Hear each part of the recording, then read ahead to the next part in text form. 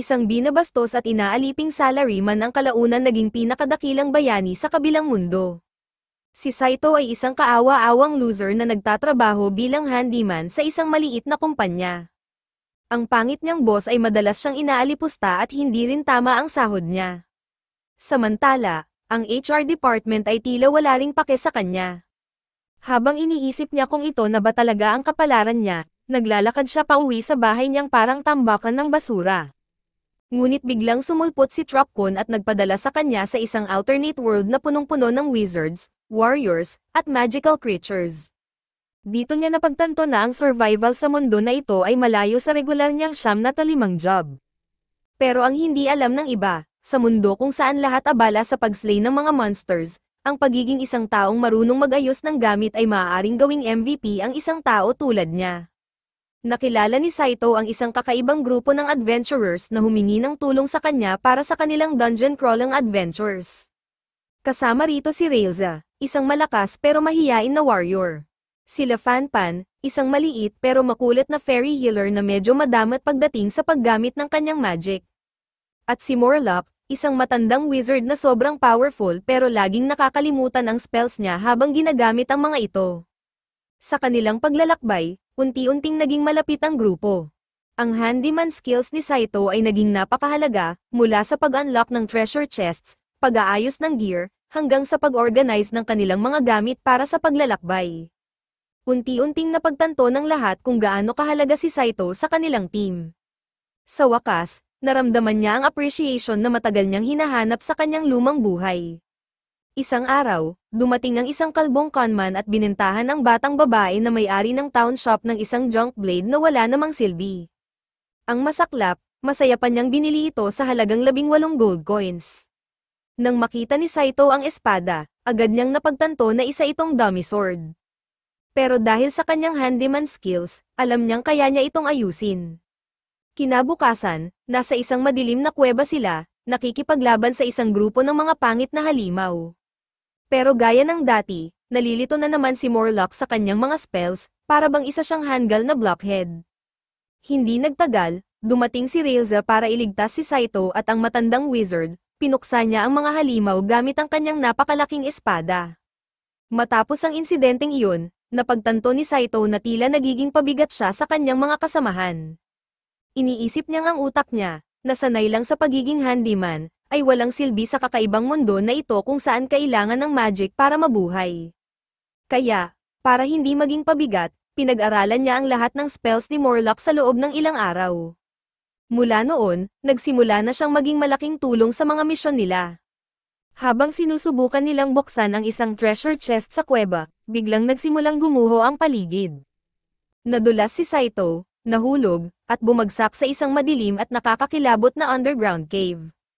Sa sakit, napagtanto niyang bali ang kanyang paa at duguan ito, kaya imposibleng makatakas siya mag-isa. Habang siya'y nakahiga, nagsimula siyang guluhin ng mga alaala ng kanyang malungkot na nakaraan. Kinumbinsin niya ang sarili na iiwan siya ng kanyang mga kasamahan dahil magiging pabigat lamang siya. Pero sa kanyang pagkagulat, nakita niya si Railza, si Morlock, at sila Fanpan na nagmamadaling pumunta sa kanya. Takot na takot ang mga ito at buong pusong tiniyak kay Saito na hinding-hindi nila siya iiwan. Para sa kanila, siya ay tunay na hindi mapapalitan. Sa mga salitang iyon, napuno si Saito ng isang kakaibang init sa puso, at napalitan ng kaligayahan ang kanyang takot at lungkot. Kinabukasan, naharap ang grupo sa isang multi-headed, slimy sea monster na tinatawag na Anagi. Si Railza ay halos magsuka dahil hindi niya matanggap ang hitsura at lagkit ng nilalang. Kaya't si Morlock ay nagsagawa ng isang magic spell para sugpuin ang halimaw, habang si Saito naman ang tumapos dito gamit ang kanyang espada. Sa tagumpay na iyon, inilabas ni Saito ang kanyang badass cooking skills at ginawang isang mouthwatering na inihaw na ulam ang Anagi. Nang tikman ito ng wizard at ng fairy, sila ay sobrang namangha sa hindi kapani-paniwalang lasa ng luto ni Saito. Matapos ang laban, sinubukan nilang kumbinsihin si Railza na tikman ang nilutong Anagi. Sa unay nag-aalangan siya, pero sa huli ay napilit din siya ng grupo. Sa unang kagat pa lang, pakiramdam niya ay para siyang dinala sa paraiso. Dahil dito, hindi na niya napigilan ang sarili at kinain ang lahat ng natira. Matapos ang masarap na kainan, nagtungo sila sa isang no-magic cave upang ipagpatuloy ang kanilang misyon. Sa loob, napansin nila ang isang treasure chest, pero dahil mukhang kainahinala ito, nagpasya si Saito na huwag itong buksan. Pagkalipas ng ilang sandali, may isa pang chest na nakita, at ginamit ni Saito ang kanyang tools para alisin ito mula sa mga bitag na bakal. Ngunit sa pagbukas niya, isang mabahong berdeng likido ang tumapon sa armor ni Reza, at natunaw ang bakal, na nag-iwan ng kanyang curvy na katawan na nakikita ng lahat. Habang nagpapahinga sila sa paligid ng campfire, biglang nakaramdam ng matinding sakit sa likod si Morlock. Agad siyang nagmakaawa kay Lafanpan na gamutin siya gamit ang magic, pero matigas ang ulo ng makasariling fairy. Humingi siya ng isang gold coin bilang kapalit, dahil walang pera si Morlock matapos itong matalo sa pagsusugal, si Saito ang nagboluntaryong magbayad para sa kanya. Kinabukasan, tinanong ni Saito si Reza kung bakit laging mukhang makasarili si Lafanpan. Sa halip na sumagot, dinala siya ni Reza kay Lafanpan, na nag-aalay ng gold coin sa buwan. Sa kanyang pagtataka, tinanong ni Saito kung ano ang ginagawa niya. Doon isiniwalat ni Reza ang malungkot na kwento ng mga Moonlight Fairies. Ayon kay Reza, si Lafanpan ay kabilang sa mga Moonlight Fairies, na dating naninirahan sa buwan. Sa kabila ng kanyang magandang pangalan, ang kanyang lahi ay isinumpa ng Diyosa ng buwan. Kung hindi sila mag-aalay ng gold coins, unti-unting lumiit ang kanilang mga katawan hanggang sa maging wala na silang silbi. Noon, ang Moonlight Fairies ay masaya sa kanilang buhay sa buwan, ngunit dahil sa matinding selos ng Diyosa, isinumpa niya ang mga ito at pinalayas pababa sa lupa. Pagkarinig ng kwento ni Lafanpan, inalok ni Saito na sagutin ang utang ng fairy gamit ang sarili niyang ipon. Ngunit sinabi ni Reza na hindi tatanggapin ni Lafanpan ang alok dahil hindi siya isang freeloading hoarder. Kinabukasan, muling nagbukas si Saito ng isang treasure chest, pero sa kanyang pagkagulat, ito pala'y isang teleportation trap. Bigla silang naitulak ni Reza papunta sa pinakailalim na palapag ng Great Labyrinth. Ang wizard at si Lafanpan ay hindi naapektuhan ng bitag dahil immune ang kanilang katawan sa magic. Biglang lumitaw ang isang napakalaking iron golem sa kanilang harapan. Agad na sinabi ni Reza kay Saito na manatili sa likod niya at tumakas kung lumala ang sitwasyon. Sumugod si Reza gamit ang kanyang majestic sword, pero mabilis siyang tinabig ng golem. Sugatang-sugatan, sinabi niya kay Saito na tumakbo na. Pero sa halip, tumalon si Saito papunta sa golem at ibinuhos ang likidong nagbabagang metal dito bilang huling hakbang para mapabagsak ito. Sa kasawiang palad, sinampal siya ng golem sa lupa, dahilan upang siya'y malubhang masaktan. Habang desperadong ginigising ni Reza si Saito, naramdaman niyang paubos na ang oras. Sa gitna ng kanyang pag-aalala, nakiusap siya sa wizard at kay Lafanpan na gamitin ang kanilang magic para iligtas si Saito. Bigla niyang naalala ang isang life-saving potion na minsang ibinigay sa kanya ng wizard, ang tinatawag na Drop of Life. Walang pag-aatubili, binuhos niya ito sa kanyang bibig at hinalikan si Saito upang maipasa ang potion sa kanyang bibig at pagalingin ang kanyang mga sugat. Makaraan ng ilang sandali, nagising si Saito at nakita ang wizard, si Lafanpan, at si Reza na balisa at sabik na naghihintay sa kanya. Tumalon si Lafanpan sa tuwa at sinabing si Reza ang nagligtas sa kanya, na nagpaiyak at nagpahiya kay Reza hanggang sa mamula siya ng husto. Kinabukasan, dinala ni Lafanpan si Saito sa isang tour ng kakaibang mundo kung saan siya napadpad. Una nilang pinuntahan ang marriage consultancy office, na ikinagulat ng husto ni Saito. Hindi niya inakala na maging sa isang magical world, may mga opisina rin para sa mga arranged marriages. Sinabi ni Lafanpan na itago na lang ang kanyang gulat, dahil maraming mind-blowing things sa kaharian na magpapanganga sa kanya. Sinabi ni Lafanpan kay Saito na ang kanilang kaharian ay medyo mapayapa, at ang dami ng mga sandata at magic na maaaring gamitin ng kahit sino ay lumaki ng husto. Dahil dito, nagkaroon ng maraming pagbabago, lalo na para sa mga kababaihan, na ngayon ay may mas malawak na oportunidad na magpunta sa mga adventures. Gayunpaman, dahil halos wala ng treasure sa labyrinth, nabawasan ang kita ng mga lalaki, kaya't mas naging mahirap ang pag-aasawa.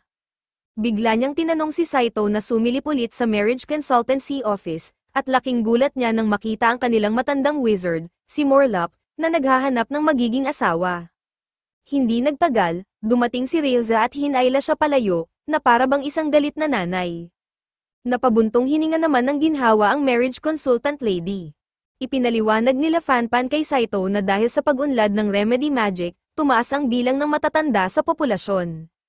Dahil dito, ang kakulangan ng mga tagapag-alaga ay naging malaking sakit ng ulo sa kaharian. Sa kanilang susunod na misyon, bumalik sila sa kuweba at doon nakatagpo ng isang temptation fairy, na kilala sa kanyang kaakit-akit na hitsura. Habang papalapit si Saito, bigla siyang inatake ng fairy gamit ang isang spell na nagpatindi ng kanyang damdamin para dito. Ang dating mahiyain na Saito ay biglang nagbago, naging mapangahas at tila baliw na baliw sa fairy. Nanlaki ang mata ni Railza habang pinapanood ang kanyang crush na nahuhulog sa bitag ng isang halos hubad na fairy. Nagmumula ang galit sa loob ni Railza, at puno ng determinasyon, sinugod niya ang fairy habang hawak ang kanyang espada. Isang kakaibang puot ang bumalat sa kanya habang walang takot niyang inatake ang fairy. Natakot para sa sariling buhay, umiwas ang temptation fairy sa bawat hampas ni Railza. Dahil sa walang tigil na pag-atake ni Railza, napilitan ang fairy na tumakas. Ngunit ang spell na inihagis niya kay Saito ay nananatili pa rin. Ang enchanted na Saito ay biglang nakaramdam ng matinding atraksyon kay Railza at nagsimulang lumapit sa kanya. Habang papalapit si Saito, umiwas si Railza ng may kaba, hindi alam kung ano ang gagawin. Unti-unti siyang lumalapit sa mukha ni Railza, tila handang halikan siya, ngunit biglang sumulpot sila Fanpan at binali ang spell. Sa wakas, napalaya si Saito mula sa impluwensya ng fairy. Pero hindi pa natatapos ang tensyon, biglang nakita nila si Morlock, ang kanilang wizard, na nakahawak kamay sa temptation fairy. Nag-alala si Saito, iniisip na baka nadala na rin ang matanda sa spell ng fairy. Ngunit kalmadong sinabi ni Railza na walang dapat ipag-alala, immune sa magic si Morlock, at tiyak na tatanggihan din siya ng fairy. Ngumiti pa si Railza at pabirong tinawag ang wizard na isang matandang hakluban na nagpatawa kay Saito. Habang naglalakad, nakaharap sila sa isang bitag kung saan ang sinumang nakasuot ng metal armor ay tatamaan ng kidlat. Tinanong ni Saito kung maaari ba silang makalusot, pero delikado ito kay Railza dahil sa kanyang metal armor. Sinabi ni Morlock na tanggalin muna ni Railza ang armor niya para magamit ang magic sa paglilipat nito sa bitag. Nag-aalangan si Railza dahil ang suot niya sa ilalim ng armor ay masyadong nakalantad, at hindi siya komportable. Agad namang hinubad ni Saito ang kanyang shirt at inalok ito kay Railza bilang pansamantalang suot. Ngunit sa pagtawid nila, ang wizard mismo ang tinamaan ng kidlat dahil, tulad ng dati, nakalimutan niya ang tamang spell. Napailing na lang ang lahat habang nakatingin sa masunog-sunog na Morlock. Pagbalik nila sa kanilang tinutuluyang kwarto, nakakita si Saito ng isang kakaibang libro na may kalaw-angin na kandado. Ginamit niya ang kanyang handyman skills para buksan ito. Sa pagbukas niya, isang compartment ang naglalaman ng isang bulok na kabute. Biglang dumating si Morlock at ipinaliwanag na ang kabuteng ito ay tinatawag na Kakiman Root Mushroom, isang delicacy na sobrang bihira at mahalaga. Sinabi ni Morlock na itinago niya ito noon pa para walang makuha nito. Kinuha niya ang kabute at inamoy ito ng parabang adik, sabay sinabing ito ay maladyos sa sarap. Bigla namang sumugod si Railza at sinabing gusto rin niya ng parte sa mushroom, dahilan para maisip ni Saito na napapaligiran siya ng mga mushroom maniacs. Isang araw, sa kanilang misyon na pumatay ng dragon, aksidenteng nabasag ni Saito ang kanyang paboritong wire cutter tool habang tinatanggal ang bigete ng patay na dragon. Malungkot siyang napaupo, at tinanong siya ni Railza kung kaya niya itong ayusin. Pero dahil hindi siya isang blacksmith, umiling lang si Saito.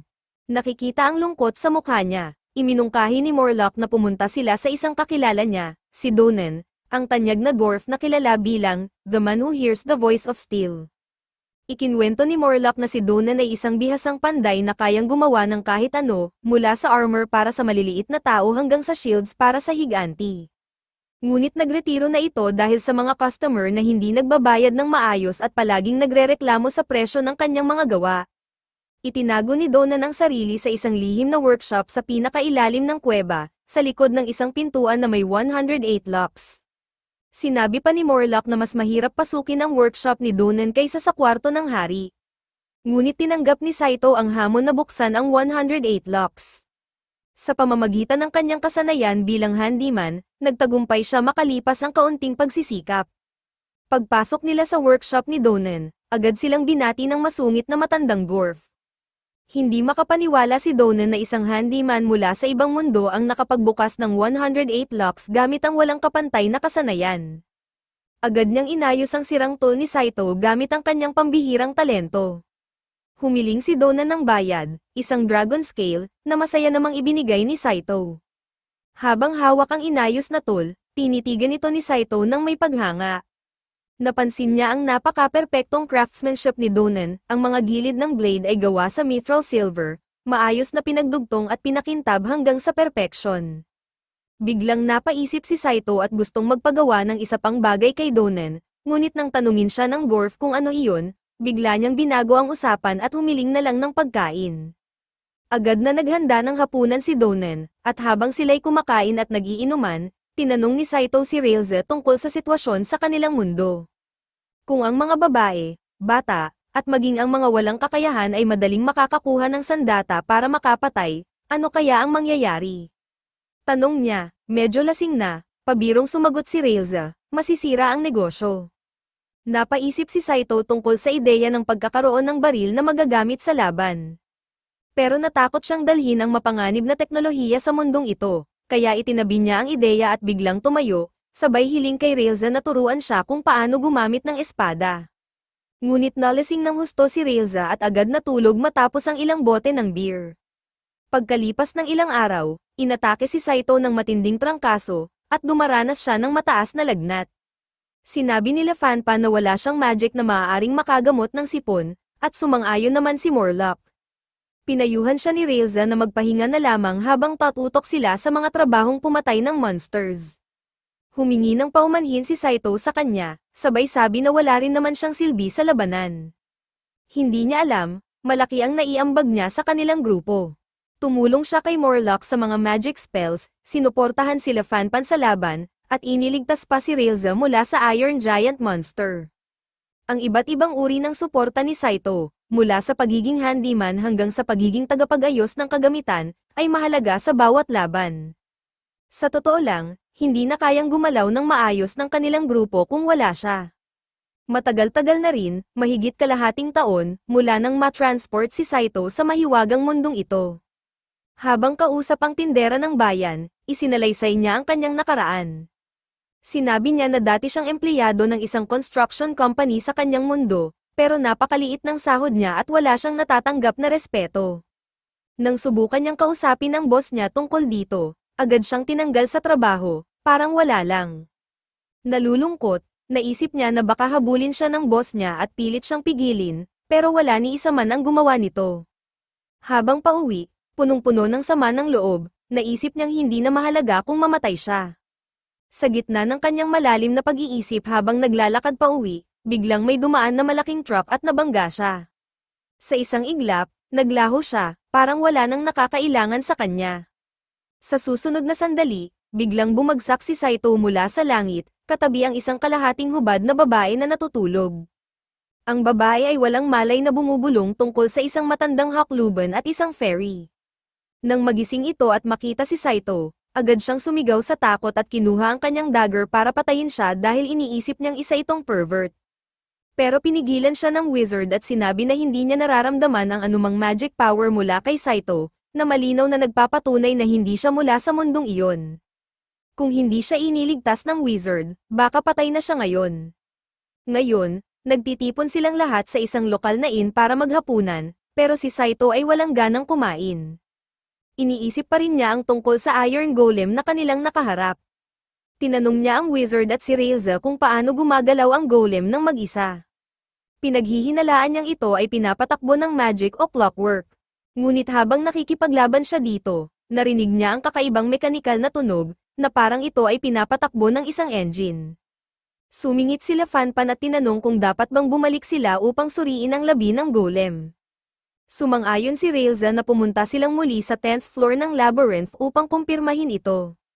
Pagdating nila sa government-controlled labyrinth, pinigilan sila ng mga bantay sa pasukan at humingi ng toll fee. Sinabi ni Railza na masyadong mahal para sa kanila ang isang taong pass, kaya't hiniling niyang papasukin sila kapalit ng ilang silver coins. Sa huli, pumayag ang mga bantay at pinapasok sila. Sa loob ng kuweba, napansin nilang walang laman ang mga treasure chests at wala silang makuhang anumang kayamanan.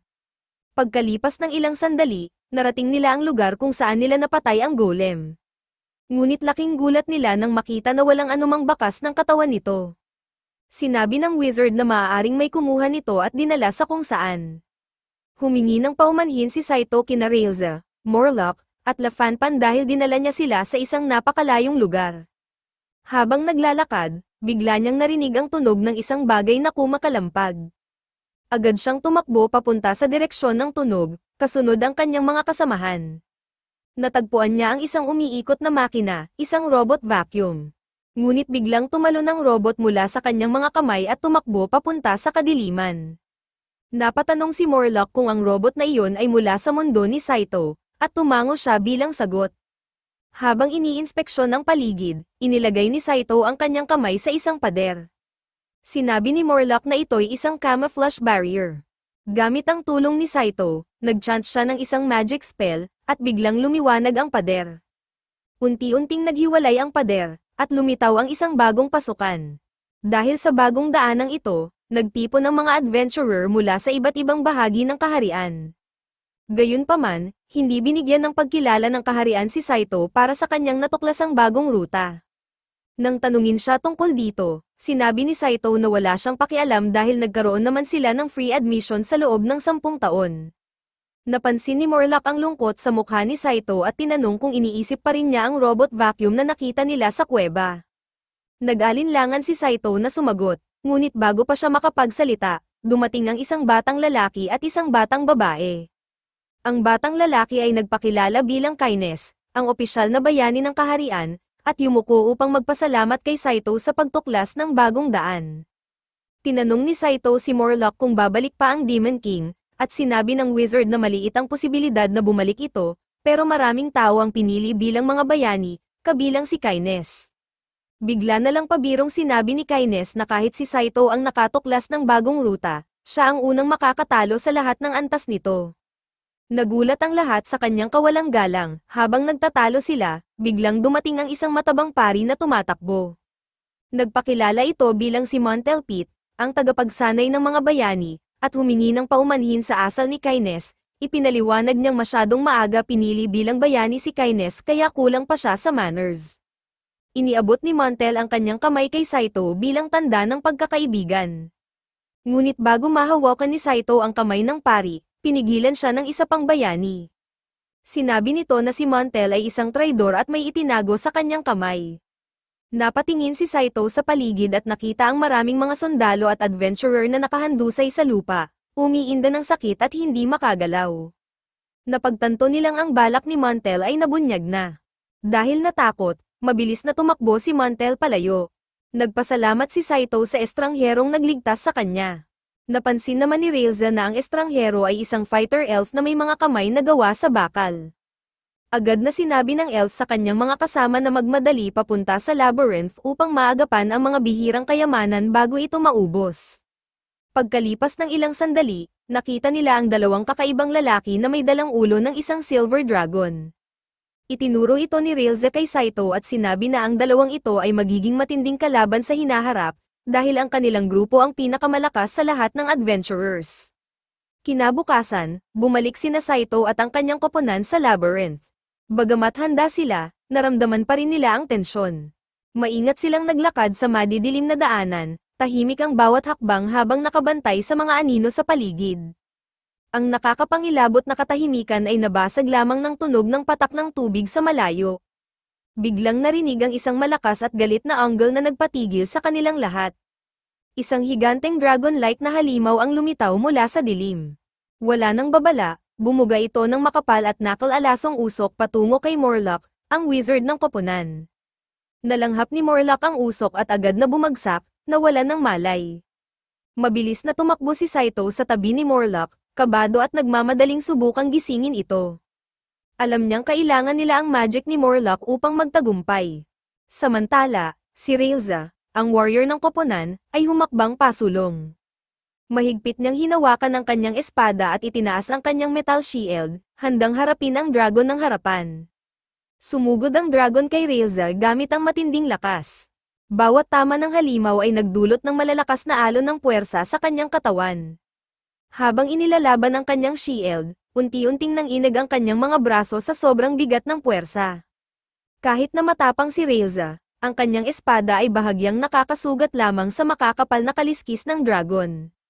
Halos matapan siya sa bawat hampas ng buntot ng halimaw. Biglang lumitaw ang isang batang babae na may twin pigtails mula sa kung saan. Kumilos siya ng may bilis at kumpiyansa, sumugod siya patungo sa dragon na hawak ang kanyang sandata. Isang malakas na hampas ang ginawa niya sa tagiliran ng dragon, at sa unang pagkakataon, napasigaw ito sa sakit. Nagulat ang halimaw sa mga matatalim na hampas, kaya't sinubukan nitong itaboy ang batang babae, ngunit hindi ito natinag. Walang pag-aatubili niyang hinanap ang mahihinang bahagi sa kaliskis ng dragon at sunod-sunod na tinamaan ito. Sa isang huling malakas na hampas, binagsak ng batang babae ang halimaw. Ang dragon ay naglabas ng mahabang, masakit na angle bago tuluyang bumagsak sa lupa, patay. Pagkatapos ng laban, ipinakilala ng batang babae ang sarili bilang si Lily Allassen, mas kilala bilang Magical Beast Hunter. Hindi nagtagal, dumating ang isang malaking lalaki na kasama niya. Ipinakilala niya ito bilang si Guyver, isang magician na dalubhasa sa mga kasanayan ng mga magnanakaw. Inanunsyo nila na naroon sila upang kunin ang kayamanan. Ngunit nang subukan ni Guyver na buksan ang treasure chest gamit ang kanyang mga tools, sinabi niyang napakahirap nitong buksan. Tinanong ni Saito kung maaari ba siyang sumubok buksan ang treasure chest. Tiningnan siya ni Lily ng may pag-aalinlangan, na para bang minamaliit ang kanyang kakayahan. Biglang nagsalita si Reza, galit na ipinagtanggol si Saito, at sinabing hindi dapat maliitin ang kanilang kasama. Agad na kumilos si Saito, gamit ang kanyang bihasang kamay at mga tools, nabuksan niya ang treasure chest nang walang kahirap-hirap. Nang mabuksan ang chest, napagasp siya sa gulat, nagmumurang mga diamante ang laman nito. Pinulot niya ang ilan at iniabot kay Guyver, sinasabing sila ang nararapat dito dahil sila ang tumalo sa dragon. Ngunit biglang namula si Guyver, tila flustered, at laking gulat ng lahat nang malaman nilang hindi lamang ang treasure chest ang nabuksan ni Saito, pati ang puso ni Guyver. Makalipas ang ilang sandali, somehow, naghiwalay si Saito sa kanyang koponan. Habang naglalakad mag-isa, muli niyang nakita ang Rogue Montel.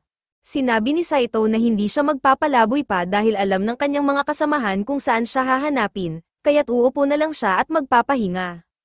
Tiningnan siya ni Montel at sinabing mukhang mahina siya, puno lamang ng kumpiyansa. Sinubukan niyang i-gaslight si Saito, sinasabi na malamang ay malalakas ang kanyang mga kasama kaya't namanipula niya sila para isama siya. Ngunit hindi tinamaan si Saito ng mga salitang ito. Napagtanto ni Montel na hindi naaapektuhan si Saito, kaya't nagbaba siya ng kanyang dalang gamit at gumawa ng isang barrier gamit ang magic para protektahan ang sarili laban sa mga halimaw. Nang tanungin siya ni Saito tungkol dito, ipinaliwanag ni Montel na wala siyang sapat na magical energy upang gumawa ng isa pang barrier para kay Saito. Naglabas si Saito ng ilang bote ng holy water na ibinigay sa kanya nila Fanpan. Binuhos niya ito sa paligid upang makabuo ng sariling proteksyon at komportableng umupo. Maya-maya, inalok niya si Montel ng sandwich, ngunit tumanggi ang Rogue, tila nahihiya sa naging masamang pagtrato niya kay Saito noon. Napagtanto ni Montel na ang kanyang masamang ugali ang naglalayo sa kanya sa iba. Biglang dumating ang mga kasamahan ni Saito, tumatakbo at nag-aalala, tinanong kung maayos lang ba siya. Nakita ni Montel ang matibay na pagkakaibigan ng grupo ni Saito at nakaramdam ng lungkot, dahil ang kanyang sariling mga kasamahan ay hindi naghanap sa kanya. Ngunit biglang tumakbo si Kyness papunta kay Montel at niyakap siya, sumisigaw na nag-alala siya para sa kanya. Tinanong niya si Montel kung bakit ito naligaw ng mag-isa. Napuno ng luha ang mata ni Montel, at si Saito at ang kanyang mga kasamahan ay labis na naantig sa kanilang pagkakaibigan. Napagtanto nila na si Kyness ay isang mabuting bayani at nagkamali sila ng paghusga sa kanya. Ngunit biglang may lumitaw na kakaibang halimaw na hugis spider. Sumugod si Reza at nakipaglaban dito, halos pabagsakin na ito gamit ang kanyang brutal na atake. Ngunit bago niya magawa ang huling hampas, biglang bumagsak mula sa taas ang fighter elf, pinatay ang halimaw gamit ang kanyang sandata. Pagkatapos patayin ng halimaw, idineklara ng elf na siya ang kukuha ng kayamanang binabantayan ng halimaw. Galit na sumigaw si Reza, sinabing nararapat na mapasa kanila ang kayamanan dahil sila ang nakipaglaban sa halimaw. Humarap ang elf kay Reza at sinabing siya ang nagligtas sa kanya. Ngunit mariing iginiit ni Railza na hindi niya kailangan ng tulong. Sinabi ng elf na iniligtas niya si Railza mula sa tiyak na kamatayan, at nagsimula silang magtalo tungkol sa kung sino ang nararapat sa kayamanan. Sa huli, napagdesisyonan nilang lutasin ang kanilang alitan sa pamamagitan ng isang duel, kahit na bawal ito para sa mga adventurer sa loob ng Great Labyrinth. Kapag sila'y nahuli, maaaring ipagbawal sa kanila ang pagpasok dito magpakailanman. Sinabi ng elf na ayos lang sa kanya ang makipag-duel kung may mutual consent. Sinubukan ng kanyang kasamahan na si Ninya na pigilan siya, ngunit hindi siya nakinig at hiningi kay Railza na pumili ng kalaban mula sa kanyang panig. Si Ninya at sila Fanpan ay nagtulungan upang maglatag ng isang pangako na nagsasaad na kahit sino man ang mamatay sa kanilang panig, walang magiging sama ng loob. Pagkatapos maitatag ang magical seal, naghanda na si Railza at ang elf para sa laban. Habang pinapanood ni Saito mula sa gilid, nalilito siya sa kakaibang prinsipyo ng mga mandirigma, ngunit wala siyang magawa kundi ang panoorin sila. Bahagyang gama ng kanyang pakiramdam dahil alam niyang suot ni Railza ang kanyang mabigat na armor, kaya hindi siya magkakaroon ng malalang sugat mula sa iron claws ng elf. Nagsimula ang duel, at ang tunog ng nagbabanggang espada at mga kuko ay pumuno sa hangin. Ngunit napakabilis ng elf, na kahit ang matibay na armor ni Railza ay nasugatan ng kanyang matatalas na kuko. Napansin ni Saito na hindi angkop ang espada ni Railza para sa ganitong klase ng kalaban na mabilis at bihasa sa laban. Biglang inalis ni Railza ang kanyang mabigat na armor at ginamit ang light armor mode na nagpapabilis ng kanyang galaw. Habang lumalaban, nagsalita si Ninya sa elf, sinasabing ayaw niyang may mapatay, at mas mabuting itigil na ang laban. Napagtanto rin ng elf na posibleng matalo siya kung ipagpapatuloy pa ang laban, kaya't pumayag siyang tumigil. Lumapit si Saito at sinabing maaaring sobra ang bahagi ng kayamanan ng kanyang koponan, kaya't nais niyang bigyan ng elf at si Ninya ng ilan. Tinanggap nila ang alok, at nagpatuloy ang grupo ni Saito sa mas mabababang palapag ng labyrinth. Habang naglalakad, narinig muli ni Saito ang tunog ng robot vacuum cleaner. Agad siyang tumakbo papunta sa direksyon ng tunog at sumigaw sa kanyang mga kasamahan na maayos lang siya kahit mag-isa. Patuloy siyang humabol sa robot, sinasabihan itong hintayin siya, ngunit patuloy itong pumapasok ng mas malalim sa kuweba. Sa wakas, narating ni Saito ang isang kakaibang lugar na punong-puno ng mga bagay mula sa kanyang mundo. Habang sinusubukan niyang unawain ang mga bagay na nakikita niya, biglang lumitaw ang isang misteryosong masked ninja na may matalim na espada at inatake siya. Biglang sumugod si Railza upang iligtas si Saito mula sa pag-atake ng ninja. Habang nakikipaglaban, napansin niyang may kakaibang illumination magic sa paligid. Nagtaka siya kung bakit napakaliwanag, gayong ang kakayahan ng isang ninja ay manatili sa dilim. Ngunit biglang tumapak ang ninja sa anino ni Railza, at ang katawan niya ay hindi na makagalaw, parang nakapako siya sa lupa. Habang papalapit ang ninja upang atakehin siya, dumating ang blacksmith dwarf at nagpakawala ng isang palaso na tumama sa ninja. Samantala, sinimulan ni Leona na harapin ang kasamang fairy ng ninja upang pigilan ang illumination magic nito. Hindi nagtagal, nagchant ang dwarf ng isang magic spell na nagdulot ng malalakas na pagsabog sa loob ng kuweba. Napilitang tumakas ang ninja sa takot na mahuli, ipinaliwanag ng dwarf na ang ninja na iyon ang nasa likod ng lahat ng mga lihim na pag-atake sa mga adventurer. Nang makita niya si Morlock, agad siyang yumuko bilang paggalang at sinabi na matagal na niya itong hinahanap. Nagulat si Morlock nang tawagin siyang master ng dwarf, at sinagot niya na hindi siya tumatanggap ng lalaki bilang estudyante. Kalma namang ipinaliwanag ng dwarf na matagal na mula nang mawala ang alaala ni Morlock, ngunit siya ang tanyag na magician sa isang lupaing malayo sa silangan. 20 taon na ang nakalipas, iniwan niya ang lugar na iyon upang magsagawa ng paglalakbay sa paghahanap ng forbidden magic at hindi na muling bumalik. Sinabi pa ng dwarf na nakita niya si Morlock sa pasukan ng Great Labyrinth at matiyag ang naghintay ng pagkakataong makausap siya. Tinanong ni Railza si Morlock kung nakalimutan na nito ang kanyang nakaraan, at sumagot ang wizard na maliban sa kanyang pangalan at magic, halos wala na siyang maalala. Dinagdag nila Fanpan na ang mga kamakailang pagkakamali ni Morlock sa kanyang magic spells ay nagiging pabigat na rin sa kanilang grupo. Ngunit biglang sumingit ang dwarf, sinasabing huwag silang magsalita ng masakit sa isang mage na tanyag at minsang naging paborito ng mga kababaihan. Bigla siyang nagsalita ng seryoso, sinasabing ang tunay na pangalan ni Morlock ay The Great Mage Beryl. Ngunit bago pa siya makapagpatuloy, biglang lumipad mula kung saan ang isang dagger at tumama sa kanyang leeg. Agad siyang bumagsak, at ang biglaang pag-atake ay nagdulot sa grupo na kunin ang kanilang mga posisyon, nagtataka kung ang ninja ang bumalik. Iniisip ni Railza na kahit malakas ang ninja, may pag-asa silang talunin ito, lalo na kung susuportahan ni Saito ang mga spells ni Morlock. Ngunit bigla silang napahinto at napaganga sa takot, hindi lamang ang ninja ang bumalik, kundi sinamahan siya ng mga Great Demons. Habang naghahanda sila para sa nalalapit na laban, biglang isinalaysay ang malungkot na kwento ng ninja. Minahal niya ang isang napakagandang bruha, at nang maghalikan sila, napamahal din ang bruha sa kanya. Gayunpaman, ang kanilang pagmamahalan ay nauwi sa trahedya. Sa kanyang kagustuhang makasama ang bruha na kanyang iniibig, pumunta ang ninja sa nayon ng mga bruha upang isama siya.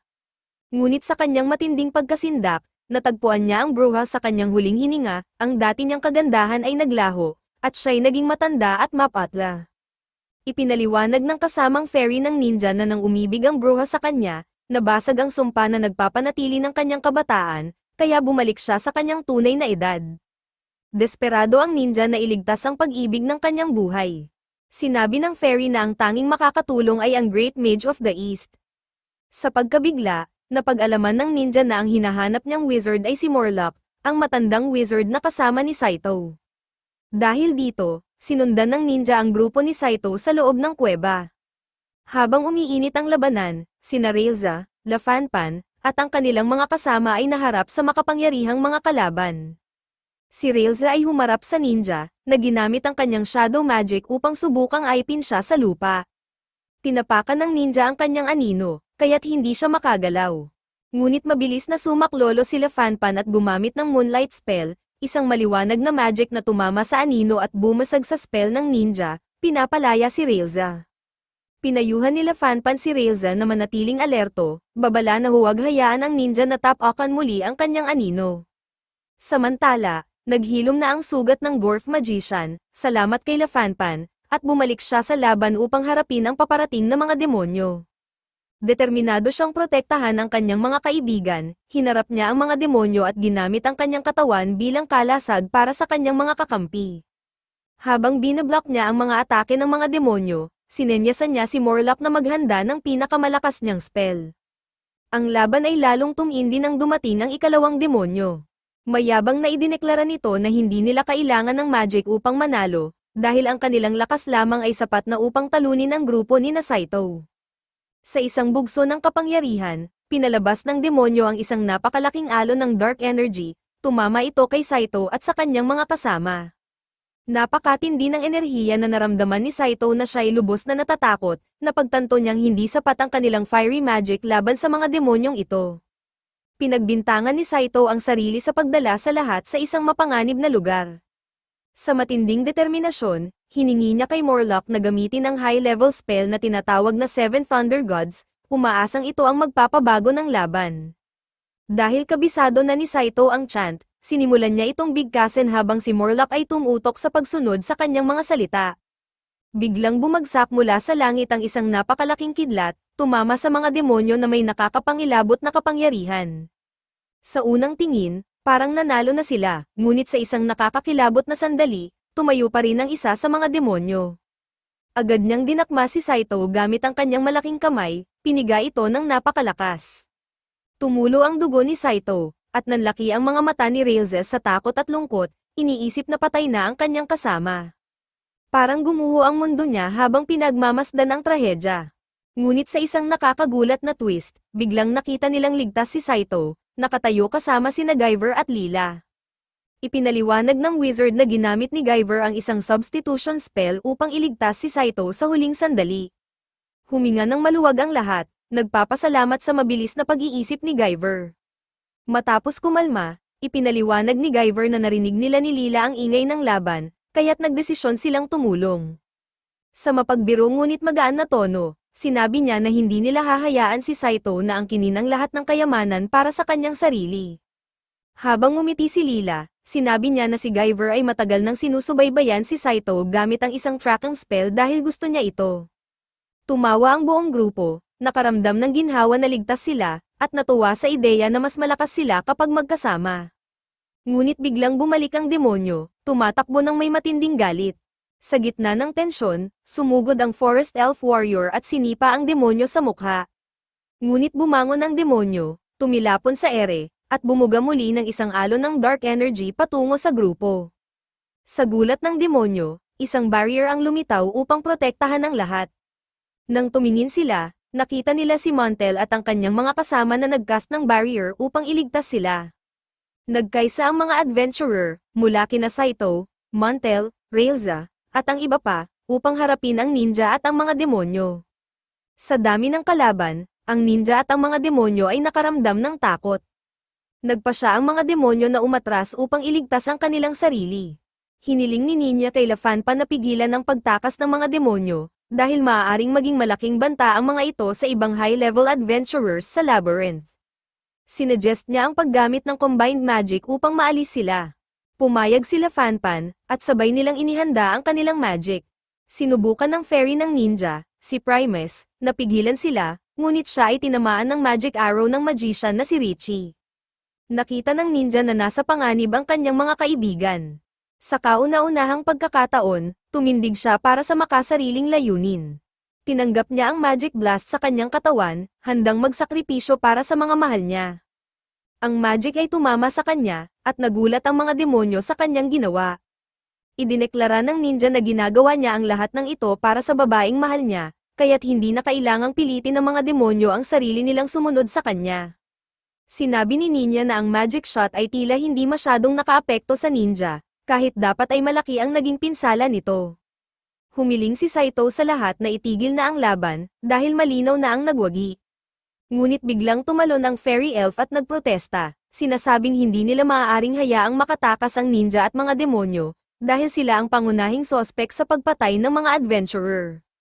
Sa galit, sumigaw ang fairy ng ninja, sinasabing walang sino man ang maaaring mag-angkin ng nakatagong kayamanan ng wizard na may kontrol sa oras. Inihanda niya ang kanyang 8th tier dark magic upang protektahan ang kanyang master at tulungan siyang iligtas ang bruha. Ipinaliwanag ng dwarf na si Primus ay isang black crystal fairy na may kakayahang mag-imbak ng malaking magical energy sa kanyang itim na mga pakpak. Ibinunyag na ang fairy ay labis na nagmamalasakit sa bruha, dahil noon ay palaging hinahabol ang fairy ng mga adventurer na nais kunin ang kapangyarihan ng kanyang mga itim na pakpak. Upang protektahan ang sarili, nagpasya siyang gawing plump ang kanyang katawan upang mawala ang interes ng mga tao sa kanya. Ngunit dahil sa mabagal na kilos ng kanyang plump na anyo, nahuli siya ng isang adventurer. Sa kabutihang palad, iniligtas siya ng bruha at dinala sa kanyang tahanan. Dahil parehong outcast, nagkasundo sila ng bruha. Sinabi ng bruha na nabuhay siya ng 400 taon sa isang malungkot na silungan para sa mga itinakwil. Isiniwalat niya na siya ay isinumpa, kapag siya'y umibig, mababasag ang sumpa at mamamatay siya. Ngunit hindi kayang isakripisyo ng ninja ang fairy. Hinawakan niya ang mga pakpak nito upang pigilan itong gumamit ng itim na magic laban kina Saito at sa iba pa. Sumigaw ang fairy, hinihiling sa ninja na punitin ang kanyang mga pakpak upang palayain ang kanyang magic. Ngunit hindi magawa ng ninja ang hinihiling nito. Sa huli, gamit ang kanyang telekinesis, kinuha ng fairy ang 2 dagger at sinaksak ang kanyang sariling mga pakpak. Inialay niya ang kanyang mga pakpak sa Lord of Darkness, at biglang may bumagsak na haligi sa loob ng kuweba. Nang inag ang lahat sa takot, iyon ang tanda ng pagdating ng Dark Spirit. Biglang nagsimulang lumitaw ang maraming mata sa katawan ng itim na haligi. Nang tumingin ang elf sa isa sa mga mata, bigla siyang tinangay ng napakalakas na enerhiya, tumilapon sa loob ng kuweba, at napunit ang kanyang tainga. Sumunod, isa pang mata sa haligi ang nagpakawala ng bugso ng enerhiya patungo sa elf at sa kanyang kasamahan. Ngunit mabilis itong hinarang ni Railza gamit ang kanyang espada. Napagtanto ni Railza na ang ninja at ang kanyang mga kasama ang nagsakripisyo ng kanilang sarili upang tawagin ang Dark Spirit. Ngayon, ang masamang espiritu ay nagdudulot ng kaguluhan sa loob ng kuweba. Agad na hiniling ni Saito kay Morlock na gamitin muli ang Seven Thunder Gods technique. Itinaas ni Morlock ang kanyang spade at nagsimulang mag-chant ng sunod-sunod na spell upang tawagin ang kidlat. Samantala, tinutulungan siya ni Saito na maalala ang tamang mga linya ng spell. Mabilis na tumama ang kidlat mula sa kalangitan papunta sa itim na haligi ng black magic. Ngunit sa kanilang pagkabigla, wala itong naging epekto. Sa halip, Ang haligi ay naging mas mabangis, nagpapakawala ng mga pulang sinag ng enerhiya mula sa lahat ng mata nito. Sinabi ng dwarf sa lahat na dapat nilang asintahin ang mga mata ng haligi, ngunit ang haligi ay mabilis na binabara ang lahat ng atake habang patuloy itong nagkakarga ng mas maraming kapangyarihan sa bawat segundo. Sa sobrang lakas nito, wala ni isa ang makalapit upang salakayin ang katawan ng haligi. Biglang sumigaw sila Fanpan sa takot, sinasabing malapit na siyang maubusan ng magical energy. Kapag nangyari iyon, hindi na niya kayang harangan ang mga atake ng haligi. Sa gitna ng tensyon, iminungkahi ni Saito kay Morlock na gamitin ang magic na kayang tumigil ng oras. Gulat si Morlock at tinanong kung paano nalaman ni Saito ang tungkol sa naturang spell. Ipinahayag ni Saito na nang buksan niya ang lockbook na may kabute, natagpuan niya ang isang lihim na papel na naglalaman ng mga instruksyon para sa magic na kayang kontrolin ang panahon at espasyo. Dinagdag pa niya na alam na niya na si Morlock ang nag-teleport sa kanya sa mundong ito. Sa sandaling marinig ni Morlock ang mga salitang iyon, nagsimulang bumalik ang mga alaala ng kanyang nakaraan. Naalala niya ang mga araw na walang tigil siyang nagtatrabaho sa isang napakalakas na magic project. Noon, mayroon siyang isang maliit na anak na babae na mahal niya, ang pinakamahalagang tao sa kanyang buhay. Isang araw, nangako si Morlock sa kanyang anak na babae na magiging pinakadakilang magician siya sa buong kaharian upang mabigyan sila ng masayang buhay. Pangarap niyang makapagpatayo ng isang maganda at komportableng tahanan para sa kanila. Ngunit naging obsesyon niya ang kanyang trabaho, isang madilim na araw, nagkasakit ng malubha ang kanyang anak. Nakiusap ang kanyang asawa na manatili siya upang alagaan ang kanilang anak, ngunit tinanggihan niya ito, sinasabing hindi niya maaaring iwan ang kanyang trabaho. Ipinaliwanag niya na kung hindi niya tatapusin ang kanyang proyekto, masasayang lahat ng kanyang pagsisikap. Sa isip niya, kapag siya'y naging sikat na mage, magkakaroon sila ng mas maliwanag na kinabukasan. Lumipas ang mga araw habang lubos siyang nakatuon sa kanyang trabaho, halos hindi na inintindi ang kanyang pamilya. Sa wakas, naabot niya ang kanyang layunin, nakilala siya bilang ang pinakamakapangyarihang wizard sa buong lupain. Mabilis siyang umuwi, puno ng pananabik na ibalita ang kanyang tagumpay. Ngunit pagdating niya, sinalubong siya ng nakakawasak na katahimikan. Nalaman niyang ang kanyang anak ay pumanaw na dahil sa sakit. Ang kanyang asawa, puno ng kalungkutan, sinabi sa kanya na wala na ang kanilang munting anghel. Gulat at durog ang kanyang puso, napagtanto niya kung gaano karami ang kanyang isinakripisyo, kasama na ang taong pinakamahalaga sa kanya. Sa sobrang lungkot at galit, iniwan siya ng kanyang asawa. Naiwang mag-isa, punong-puno ng panghihinayang, si Morlock ay nilamon ng pagsisisi. Sa isang bugso ng galit, sinira niya ang kanyang mga aklat ng mahika, isa-isa. Ngunit biglang napansin niya ang isang kakaibang sinaunang aklat. Sa loob nito, nabasa niya ang tungkol sa isang mahiwagang labyrinth sa hilagang kaharian na nagtatago ng lihim ng time magic, ang kapangyarihang magbalik ng oras. Muling nagkaroon ng pag-asa ang kanyang puso, nagdesisyon siyang hanapin ang magic na ito upang maibalik ang kanyang anak. Naglakbay siya patungo sa Great Labyrinth, walang tigil sa paghahanap ng bakas ng kapangyarihang ito. Matapos ang maraming araw ng paglalakbay, natagpuan niya ang isang kakaibang tambak ng mga bagay na tila hindi akma sa lugar. Sa gitna nito, isang sinaunang script ang kanyang nadiskubre, naglalaman ng spell na matagal na niyang hinahanap. Habang hawak niya ang script, biglang lumitaw ang isang figure na nakasuot ng puting balabal sa kanyang harapan. Agad na nakiusap si Morlock na turuan siya ng mahika, ipinaliwanag na nais niyang buhayin ang kanyang anak. Hindi basta pumayag ang estranghero sa hiling ni Morlock. Sa halip, hinamon niya ang wizard sa isang duel, na nagsasaad na kung mananalo si Morlock, ituturo niya ang spell na magbabalik ng oras. Ang labanan ay naging matindi, parehong pagod at sugatan ang dalawa. Sa wakas, humanga ang estranghero sa determinasyon ni Morlock at pumayag na ibigay ang kanyang hiling. Ngunit imbes na ituro ang time spell, gumamit ang estranghero ng kakaibang magic.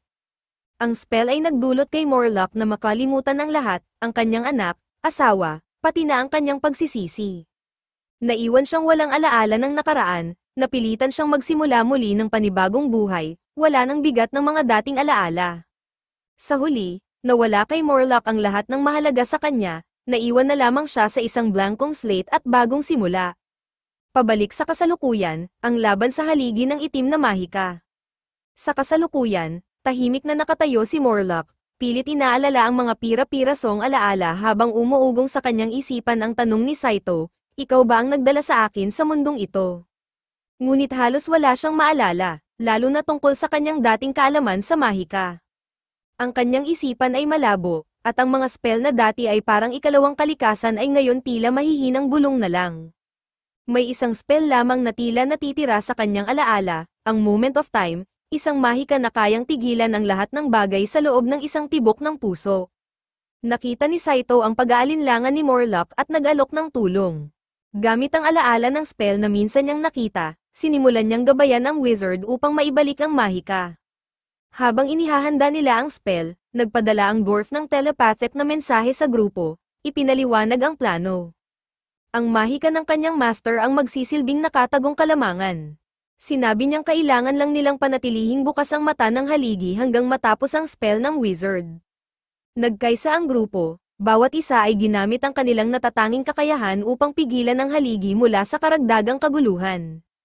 Ang forest elf ang nanguna, inutusan si Railza na protektahan sina Guyver at Ninya habang siya ang tumutok sa pagpapanatiling bukas ng mata ng haligi, ginagamit ang bawat pagbuga ng enerhiya nito bilang pagkakataon. Sa bawat pagsabog, nanatiling bukas ang mata, binibigyan ng oras sina Morlock at Saito na magpatuloy sa pagchant. Ngunit biglang sumiklab ang sakuna, tinamaan sila Fanpan ng isang sinag, dahilan upang mawalan siya ng balanse at hindi na makilahok sa laban. Lalong naramdaman ni Morlock at Saito ang pangangailangan na magmadali. Alam nilang kailangan nilang tapusin ang spell bago masaktan pa ang kanilang mga kasama. Tumalon sina Montel at ang kanyang mga estudyante upang takpan ang wizard, lumilikha ng isang depensa upang protektahan siya habang nagcho-chant. Habang tumitindi ang tensyon, bawat isa sa grupo ay nakikipaglaban ng matindi upang mapanatili ang harapan. Dahan-dahan ngunit may kahirapan, nabuo ni Morlock ang huling linya ng spell. Sa wakas, natapos niya ito, isang kakaibang katahimikan ang bumalot sa paligid. Biglang tumigil ang lahat ng bagay, ang mundo ay nagyelo sa oras, tulad ng ipinangako ng spell. Nagulat si Morlock habang tinitingnan ang nakapaligid sa kanya. Parehong mga kaibigan at kalaban ay nasa gitna ng aksyon, nakapirmi sa ere, parang mga estatwa. Ngunit habang pinagmamasdan niya ang tanawin, isang alon ng kalituhan ang bumalot sa kanya. Gumana ang spell, ngunit nag-iisa siyang gumagalaw sa katahimikan. Naalala niya na mayroon lamang siyang 100 segundo upang kumilos, ngunit nagsimula siyang mag-zone out, iniisip kung ano ang dapat niyang gawin. Habang tumatakbo ang bawat segundo, tila nawawala ang kanyang focus, naiwan na lamang ang tahimik na mundo sa kanyang paligid. Habang nananatili ang mundo sa katahimikan, sinubukan ni Morlock na gisingin si Saito, ngunit walang nakaririnig sa kanyang boses. Biglang napatingin siya sa kanyang palad at napansin ang mga nakasulat na instruksyon. Nakasaad doon na kailangan niyang atakehin ang mga mata ng haligi gamit ang mahika. Agad niyang napagtanto na si Saito ang sumulat nito bilang gabay habang ang oras ay nakahinto. Isang bugso ng positibong enerhiya ang bumalot kay Morlock. Sa tindi ng kanyang galit, sumigaw siya na ipaghihiganti niya ang kanyang mga kasamahan, mga itinuturing niyang parang mga anak. Sa matinding galit, sinimulan niyang bigkasin ng isa pang spell, isang makapangyarihang mahika na magpapataas sa lahat ng kanyang kapangyarihan. Ginamit niya ang bawat hibla ng enerhiya niya upang lumikha ng isang nakamamanghang fiery blast na sapat upang sirain ang haligi. Ngunit bago niya ito may patama, biglang sumakit ang kanyang ulo, at bumalik ang mga alaala mula sa nakaraan. Nizalayan niya ang mga imahe ng bruha at ng ninja, kung paano siya umiiyak sa tabi ng halos patay na bruha, at kung paano sinabi ng fairy sa ninja na may mage na maaaring makapagligtas sa buhay ng bruha. Napagtanto ni Morlock na ang kanyang kalaban ay ginagawa ang lahat ng ito para sa pag-ibig at katapatan. Alam niyang kung sisirain niya ang haligi sa kasalukuyang paraan, hindi na matutulungan ang ninja at ang kanyang mga kaalyado.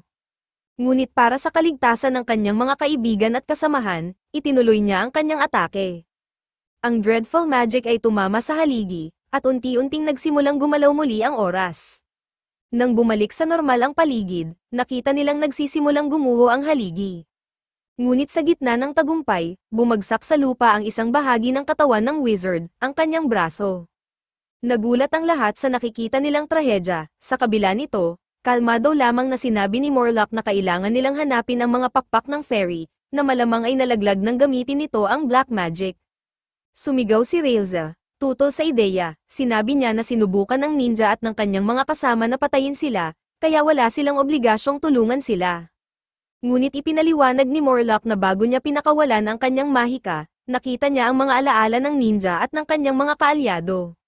Dahil dito, hindi niya magawang patayin sila, ginamit niya ang kalahati ng kanyang mahika upang bawasan ang pinsala sa haligi at sabay na nag-activate ng magic cancellation upang hindi mamatay ang ninja at ang kanyang mga kasama. Gayunpaman, ang sobrang pilit na paggamit ng kanyang mahika ay naging dahilan ng pagkawala ng kanyang braso. Pagkarinig nito, napaiyak si Railza at niyakap si Morlock ng mahigpit. Mabilis nilang sinimulan ang paghahanap sa mga itim na pakpak ng fairy. Matapos ang kaunting paghuhukay sa ilalim ng mga bato, natagpuan nila Fanpan ang mga pakpak. Nag-alok si Guyver na gamitin ang kanyang mahika upang maibalik ang mga ito sa katawan ng fairy. Ngunit nang ilalagay na nila Fanpan ang mga pakpak, biglang pumiglas ang fairy mula sa mga palad ni Guyver. Galit itong sumigaw, sinasabing ayaw niyang tumanggap ng charity mula sa sinumang kasama ng mga tao. Tumuro sila Fanpan patungo sa ninja at sumagot, ngunit ikaw din, nakikisama sa isang tao. Sa pagtatapos ng araw, natutunan ng fairy at ng ninja na maaari silang maging masaya sa piling ng mga tao. Ngunit habang nakatayo ang ninja, napapalibutan, ang kanyang mukha ay puno ng pagsisisi at lungkot. Inutusan siyang ibalik ang dalawang demonyo sa Demon Realm, ngunit ipinaliwanag niyang hindi niya ito magagawa sa sariling kagustuhan. Ang dalawang demonyo na ito ay matagal nang sumusunod sa kanya, hinahabol ang bawat hakbang niya, at sila rin ang nasa likod ng mga kamakailang pag-atake sa mga kalapit na nayon. Sa wakas, inamin ng ninja ang kanyang kasalanan at nagsabing tatanggapin niya ang anumang parusa, kahit pakamatayan, para sa mga kaguluhang kanyang idinulot. Gayunpaman, nakiusap siya na huwag idamay ang fairy at ang dalawang demonyo, umaasang maipaprotektahan sila mula sa mas malaking kapahamakan. Habang pinagmamasdan siya, isang dwarf mula sa grupo ng mga adventurer ang tila nakikita ang lalim ng kwento ng ninja. Matapos ang ilang saglit, nagtanong ang dwarf kung hinahanap ba ng ninja ang isang makapangyarihang mage, isang taong may kakayahang kontrolin ang oras. Nagningning ang mga mata ng ninja sa tanong na iyon. Tumango siya, kinumpirma na narinig na niya ang tungkol sa ganitong mage. Alam niya na ang pangalan ng mage ay Crumb, at naniniwala siyang ang taong ito ang maaaring may hawak ng sagot upang may tama ang kanyang mga pagkakamali, marahil pati na rin ang mailigtas ang isang kaibigang nawala na matagal na. Ngumiti ang dwarf, itinuro ang direksyon kung saan ang sugatang wizard ay inaasikaso ni Montel at ng iba pang mga adventurer. Pagkatapos ay sinabi niya sa ninja ang nakakagulat na balita, ang hinahanap niyang mage ay naroroon mismo sa kanyang harapan. Ang wizard na tinatawag nilang Morlock ay walang iba kundi si Crumb, isang mage na kilala sa kanyang bihirang void rank, isa sa pinakamakapangyarihang antas ng magic. Ipinaliwanag ng dwarf na si Crumb ay isa sa mga pinakamahusay na mage mula sa sikat na Eastern Kingdom, at ang kanyang reputasyon ay umabot na sa malalayong lugar. 10 taon na ang nakalipas, siya ay sumikat nang magpasya siyang galugarin ang Great Labyrinth, isang lugar na puno ng mga hindi pa natutuklasang misteryo at panganib. Ang mga tagumpay ni Crumb ay ginawang alamat siya sa mundo ng mahika. Nang marinig ito, napuno ng pag-asa ang puso ng ninja. Mabilis ang tibok ng kanyang dibdib habang pinagmamasdan niya ang wizard, na ang isip ay puno ng posibilidad. Kung kayang kontrolin ni Crumb ang oras, maaaring tulungan siya nitong mailigtas ang isang makapangyarihang bruha na matagal nang nawala, at marahil maibalik ang kanyang matagal nang noalay na minamahal. Ang bigat ng kanyang despair ay unti-unting nawala, napalitan ng bahagyang liwanag ng pag-asa. Ngunit biglang may 3 espada na bumaon sa lupa sa kanyang harapan, na nagputol sa kanyang mga iniisip. Tumingin siya sa itaas, nagulat, nang makita ang 2 aninong figure na lumabas mula sa dilim. Ang 2 figure na lumabas mula sa dilim ay tahimik na kumikilos, ang kanilang mga mukha nakatago, ngunit ang kanilang presensya ay nakaka-intimidate. Ang kanilang mga dark cloaks ay umiindayog habang sila'y papalapit sa ninja at sa grupo ng mga adventurer. Hindi mabasa ang kanilang mga ekspresyon, ngunit agad nilang idineklara na parurusahan nila ang ninja para sa mga pagpatay. Iniutos nila ang mga espada na umatake sa ninja, ngunit bago pa man ito tumama, sumalo sa atake ang isa sa kanyang mga demonyong kasama. Galit na humakbang ang isa pang demonyo sa harapan ng 2 lalaki, binalaan silang huwag galawin ang kanyang amo. Kapag hinawakan ninyo siya, Tatapusin ko kayong dalawa, matapang niyang sinabi. Biglang nag-transform ang isa sa mga lalaki, siya pala ay isang demonyo rin, at sa gulat ng lahat, inihayag niyang siya ang tiyo ng demonyo na nagtatrabaho para sa ninja. Mabilis silang nagsimulang magkwentuhan tungkol sa mga masayang alaala ng nakaraan. Nakita ito ng Blackwing Fairy, na kinumpirma na ang Holy Knight ay isang mataas na ranggong demonyo. Tinanong ni Saito sila Fanpan kung ilang tao ang pinatay ng mga sneak attacks ng mga demonyo. Tumugon sila Fanpan na dalawa pa ang hindi nakumpirmang na-revive, isang Holy Knight at isang Magician mula sa ibang kaharian. Lumabas na ang dalawang lalaking nasa harapan nila ang parehong Holy Knight at Magician.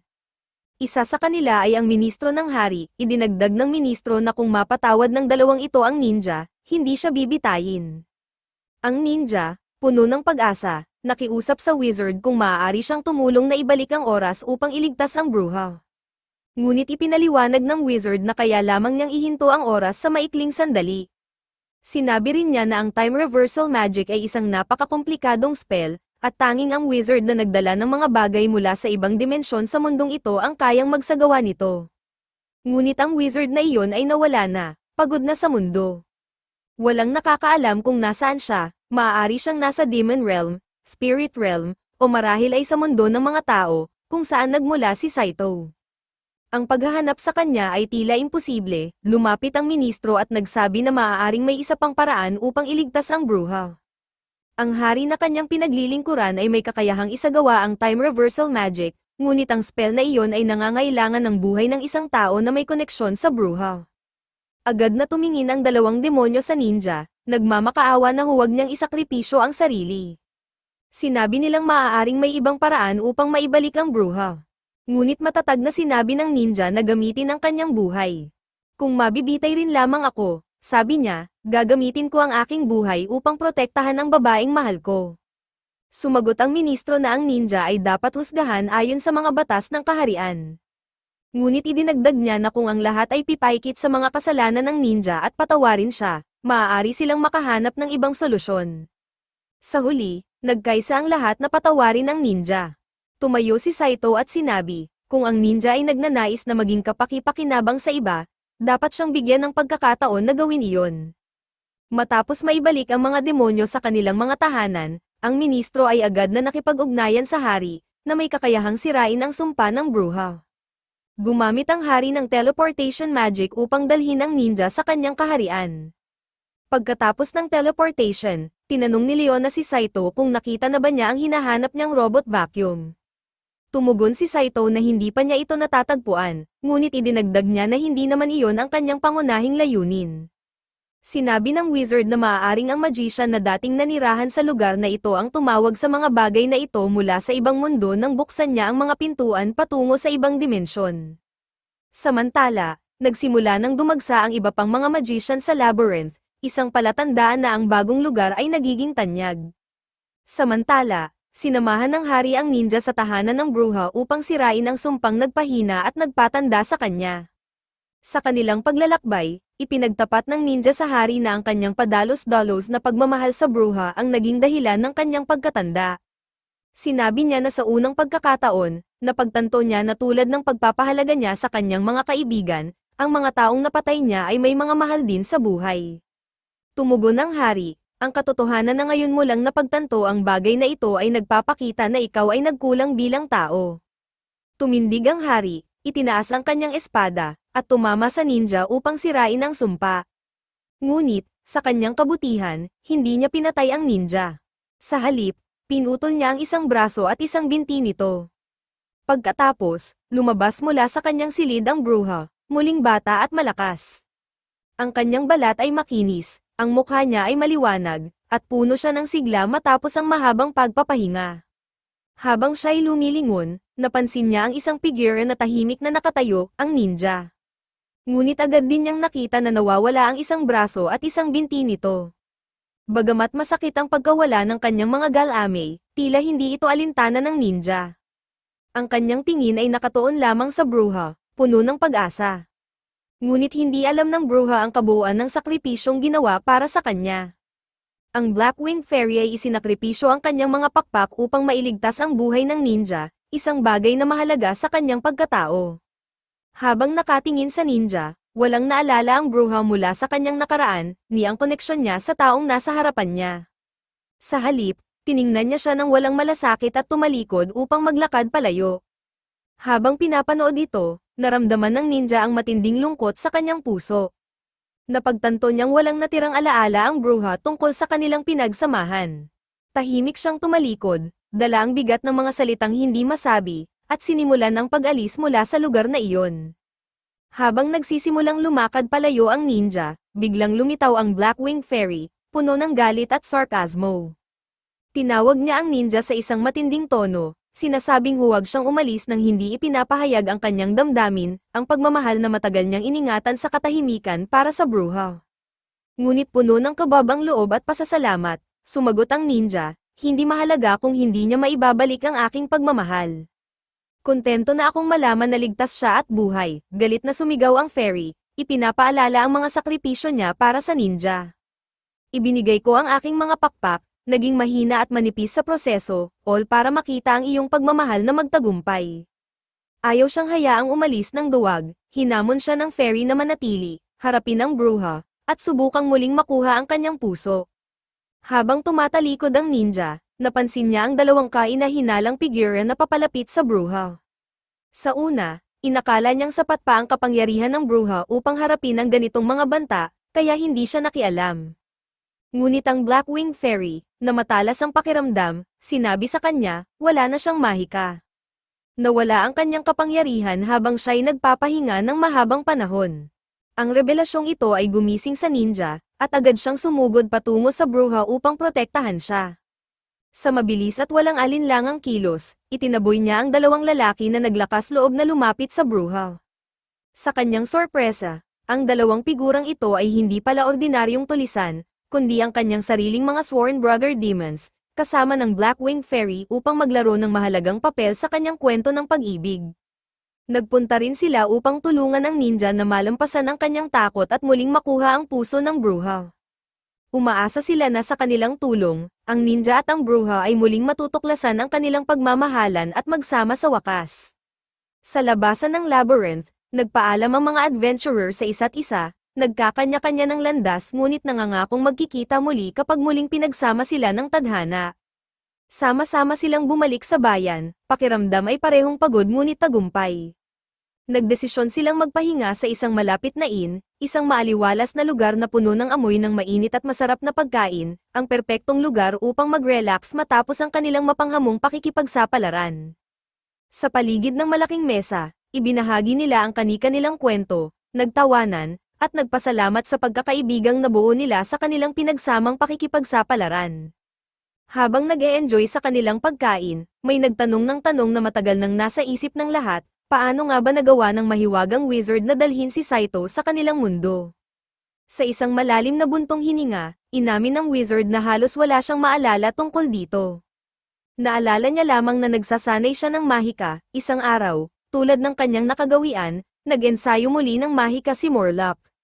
Sa kalagitnaan ng kanyang pagsasanay, biglang lumitaw si Saito sa kwarto ni Railza, parang dala ng kapalaran o pagkakataon. Puno ng pagkalito, inamin ng wizard na hindi niya sinadyang dalhin si Saito sa kanilang mundo. Sinabi niya na walang pahintulot ang ginawa niyang magic, at ramdam niya ang pagkakasala sa nangyari. Ngunit, sa halip na magalit, nagpasalamat si Saito. Sinabi niyang ang twist ng kapalarang ito ang nagligtas sa kanya mula sa isang nakamamatay na aksidente sa kanyang sariling mundo. Sa kanyang puso, wala siyang galit, bagkus, may pasasalamat siya sa pagkakataong mabuhay muli sa kakaibang mundong ito. Tahimik na napaisip ang grupo hanggang sa magsalita sila Fanpan, ibinulalas ang ideyang gumugulo sa isipan ng lahat. Sinabi niya na kung ang mahika ng wizard ay sapat na malakas upang dalhin si Saito sa kanilang mundo, marahil maaari rin itong gamitin upang maibalik siya sa kanyang pinagmulan. Ang posibilidad na ito ay nagdala ng halong emosyon sa lahat. Tahimik na pinag-isipan ng bawat isa kung ano ang kahulugan nito, lalo na para kay Railza, na naging malapit kay Saito dahil sa kanilang mga laban at pinagdaanang pagsubok. Ang ideya ng pagkawala ni Saito ay tumama ng malalim sa kanya. Ramdam ni Railza ang paglaban ng kanyang puso, naalala niya ang pangako ni Saito, ang manatili sa kanyang tabi at magtrabaho kasama siya hanggang sa huli. Ang ideya ng paghihiwalay mula kay Saito ay napakasakit, dahil pinahahalagahan niya ang pagkakaibigan, lakas, at liwanag na dinala nito sa kanyang buhay. Sinabi pa niya na ang kanilang grupo ay nagsimulang makilala lamang nang sumama si Saito, at kung aalis siya, muli silang babalik sa dati, isang grupo na walang direksyon. Sa sakit ng damdaming iyon, tumakbo si Reza palabas ng luhaan. Agad siyang sinundan ni Saito, isang alamin kung ano ang nararamdaman ni Reza. Habang nag-aalala ang grupo, nagsimula silang maghanap kay Saito at Reza, nag-aalala na baka may halimaw na nagkukubli sa dilim. Lalo silang nag-alala nang mapagtanto nilang iniwan ni Reza ang kanyang espada. Samantala, si Saito, isang tahimik na adventurer mula sa ibang mundo, ay patuloy na naguguluhan tungkol sa kanyang lugar sa mundong ito, lalo na sa kanyang relasyon kay Reza, ang makapangyarihang mandirigma. Sa kanilang pag-uusap, parang naramdaman ni Reza ang pag-aalinlangan ni Saito. Kaya't direkta niyang tinanong ito kung nais ba niyang bumalik sa kanyang sariling mundo. Sa wakas, inamin ni Saito na hindi niya talaga nais bumalik. Ipinaliwanag niya na wala naman talagang nagmamahal o naghihintay sa kanya doon. Ang kanyang pag-amin ay nagdala ng bigat ngunit nagbigay din ng linaw, na bagamat ibang-iba ang mundong ito, dito niya natagpuan ang mga taong nagpapahalaga sa kanya. Habang unti-unting nagbubukas si Saito tungkol sa kanyang nararamdaman, biglang lumitaw mula sa dagat ang isang napakalaking nakakatakot na halimaw, isang centipede-like na nilalang na nababalutan ng makakapal na armor. Sa bilis ng kilos nito, agad itong sumugod kay Reza. Ang mga matatalim na kuko nito ay nakahanda para umatake. Si Saito ay napatigil sa takot, tuluyang nanigas habang pinapanood ang nilalang na halos tumama na kay Reza. Sa isang iglap, bumaon ang mga kuko ng halimaw sa armor ni Reza. Pinanood ni Saito sa pangamba, takot na baka mapahamak ang kasama niya. Ngunit, sa kanyang gulat, ginamit ni Reza ang buong lakas niya, hinawakan niya ang halimaw gamit ang kanyang mga kamay at pinunit ito ng dalisay sa dalawa. Bumagsak ang walang buhay na katawan ng halimaw sa tubig. Si Reza, bagamat nanalo, ay nanginginig pa rin, sa mga aksyon niya, walang salitang ipinakita niya kay Saito kung gaano kahalaga ito sa kanya. Para bang sinasabi niya na wala ng ibang tao sa mundong ito ang mas mahalaga kaysa sa kanya. Si Saito, na nanginginig pa rin ngunit labis na ginhawa na ligtas si Reza, ay lumapit upang suriin ang kanyang mga sugat. Napansin niya ang ilang gasgas at maingat na naglagay ng maliit na benda sa isa sa mga ito. Ipinaalala rin niya sa kanya na uminom ng anti-venom potion bilang pag-iingat. Sa tahimik niyang paraan, ipinakita ni Saito na mahalaga rin sa kanya si Reza, at ipinaabot niya ang kanyang kagustuhang manatili sa tabi ng taong tunay na nangangailangan sa kanya. Si Reza ay naantig ngunit pilit itinago ang kanyang nararamdaman. Sa halip, tumingin siya sa bumagsak na halimaw upang ilihis ang usapan mula sa emosyonal na sandali. Sinubukan niyang gawing magaan ang usapan sa pamamagitan ng pagkomento tungkol sa lumalawak na kaalaman ni Saito tungkol sa mga halimaw. Bago pa sila makapag-usap ng mas malalim, dumating sina Morlock at Lafanpan sa lugar. Sa gitna ng kanilang pag-uusap, muling tinanong ni Reza ang matandang wizard kung maaari bang gamitin ang kanyang mahika upang maibalik si Saito sa kanyang orihinal na mundo. Matagal na pinag-isipan ng wizard ang ideya at ipinaliwanag na kahit na mayroon siyang tamang spellbook, ang pagbabalik kay Saito sa kanyang mundo ay ilalagay siya sa eksaktong parehong sandali at sitwasyon kung saan siya unang umalis, sa harap ng paparating na truck na nagdala sa kanya sa mundong ito. Ang ideyang ito ay nagdala ng panandaliang lungkot kay Saito, ngunit mabilis niya itong iniwaksi, puno ng glimmer ng pag-asa. Sinabi niyang hindi rin naman niya planong bumalik. Napagtanto niya na sa wakas, natagpuan niya ang isang lugar kung saan siya kinakailangan at, higit sa lahat, tinatanggap. Sa pagtibay ng kanyang pasya, pinili ni Saito na manatiling adventurer, kasama si Reza at ang kanilang mga kaibigan. Yakap ang mga panganib at hiwaga ng bagong mundong ito, tinanggap niya ang buhay na puno ng pakikipagsapalaran at koneksyon. Habang patuloy sa kanilang paglalakbay, mas matatag ang kanilang samahan kaysa dati, handang harapin ang mga bagong hamon ng magkasama. Ngunit ilang buwan matapos ang matinding laban sa mga dark spirits, isang mensahero ang dumating dala ang nakakagulat na balita, pumanaw na si Morlock, ang kanilang wizard.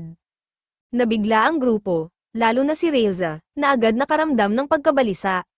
Sinubukan niyang mag-isip ng anumang posibleng solusyon upang maibalik siya. Tinanong niya ang mensahero kung may dala itong revival potion o kung maaari nilang dalhin ang katawan ng wizard sa pinakamalapit na templo para sa revival. Ngunit malamig na tinanggihan ng mensahero ang kanyang mga alalahanin, ipinaliwanag na ang ganitong proseso ay nangangailangan ng malaking halaga, isang gastos na wala ni isa ang handang akuin. Sa isang walang malasakit na tono, sinabi ng mensahero na ang katawan ng wizard ay inilagay lamang sa isang simpleng shed upang maiwasan ang agnas. Ngunit kahit iyon ay hindi sapat upang maprotektahan ito, isang asong ligaw ang nakagat sa katawan, dahilan upang kailanganin nilang mabilis na ilibing ito upang maiwasan ang karagdagang kawalang-galang. Ang grupo ay bumisita sa libingan ng wizard upang magbigay pugay, at malinaw na bawat isa sa kanila ay nakaramdam ng matinding lungkot at pagsisisi. Sila Fan Pan, na may malawak na kaalaman sa mahika, ipinaliwanag na ang revival magic ay malamang hindi na epektibo kapag nasira na ang katawan, lalo na kung ito'y nailibing na. Sa kabila ng kanyang paliwanag, hindi pa rin matanggap ni Saito ang pagkamatay ng wizard. Ang kanyang puso ay puno ng pagsisisi, iniisip kung paano sila nabigo na iligtas ang wizard sa kabila ng kanilang mga pagsubok sa mas mapanganib na sitwasyon. Para sa kanya, parang hindi kapani-paniwalang ang isang malakas na wizard ay matatalo ng simpleng lason. Ganito rin ang nararamdaman ni Railza, na nahihirapang tanggapin na ang isang makapangyarihang tao tulad ng wizard ay maaaring bawian ng buhay sa labas ng isang labanan. Ngunit sa gitna ng lungkot at kawalang pag-asa, isang sinag ng pag-asa ang bumalot kay Saito. Iminungkahi niyang subukan nilang hukayin ang katawan ng wizard upang bigyan siya ng pagkakataon sa revival magic. Alam ni Railza na ang revival magic para sa isang high-level mage tulad ni Morlock ay mangangailangan ng malaking donasyon sa simbahan, isang gastos na hindi nila kayang akuin. Ngunit iginiit ni Saito na sa mundong ito, hindi tulad ng kanyang pinagmulan, ang kamatayan ay hindi kailangang maging wakas. Bawat sandaling lumilipas ng walang aksyon ay nagpapababa ng kanilang tsansa na maibalik ang wizard. Ang determinasyon ni Saito ay nagbigay inspirasyon kay La Fan Pan.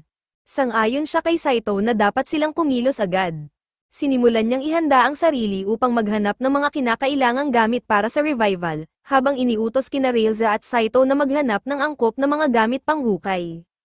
Habang papunta sa magic shop, iniisip nila Fan Pan kung gaano kahalaga si Saito sa kanilang paglalakbay. Alam niyang kung wala ito, baka sumuko na sila noon pa. Ngunit sa kabila ng kanyang determinasyon, nahirapan sila Fan Pan. Ang bawat tindahan na kanyang pinuntahan ay puno ng mga tao, at tila imposibleng makuha ang mga kailangan niya. Sa wakas, pakiramdam niya ay talunan, bumalik siya sa libingan ng wizard, puno ng pagkadismaya at tanong kung paano pa nila maibabalik ang kaibigan nilang minamahal. Pagdating nila Fan Pan sa libingan, nanlaki ang kanyang mga mata sa pagkabigla. Ang libingang maingat nilang hinukay ay ngayon wala ng laman, ang lupa ay nagkalat sa paligid, at ang katawan ng wizard ay nawala. Dumating sina Saito at Railza, at pareho nilang nakita ang kakaibang tagpo. Ngunit bago pa nila maunawaan ang nangyayari, isang kakaibang figure ang nakakuha ng kanilang pansin. Sa di kalayuan, may nakatayong lalaki na tila nakasuot ng punit-punit na itim na kapa at mataas na sombrero tulad ng sa isang wizard. Ngunit may mali sa kanya, ang figure ay nag-iisa, nagpapakawala ng mga fire magic sa kalangitan ng walang direksyon, parang wala itong kontrol. Habang pinapanood nila, unti-unting naging malinaw na hindi ito isang ordinaryong tao. Ang figure ay mukhang isang kalansay, at ang hungkag nitong mga mata ay nagliliwanag ng nakakakilabot na liwanag. Sa unang tingin, napaisip sina Railza at Saito kung ito nga ba ang kanilang wizard, si Morlock, na tila muling nabuhay ngunit sa isang baluktot na anyo. Ngunit habang tinititigan nila ito ng mas malapitan, napagtanto nilang hindi sila nakikilala ng figura. Patuloy lamang itong nagpapakawala ng apoy sa paligid ng walang tigil. Napagtanto ni Railza ang panganib ng kanilang sitwasyon. Kung mananatili silang nakatago, maaaring matukoy ng kalansay ang kanilang lokasyon at sila'y gawing target.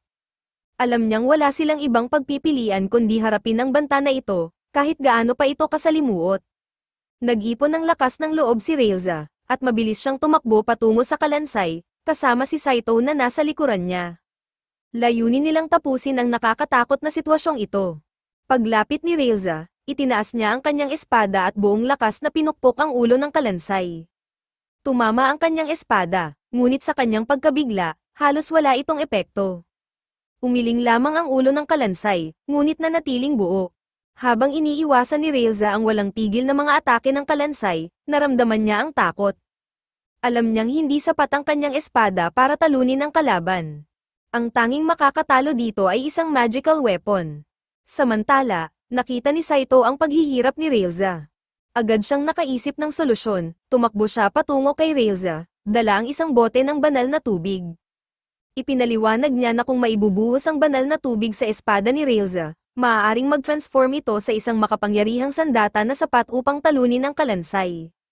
Habang inaabot ni Saito ang bote ng banal na tubig kay Railza, biglang humarap sa kanila ang kalansay at nagpakawalan ng napakalakas na fire blast.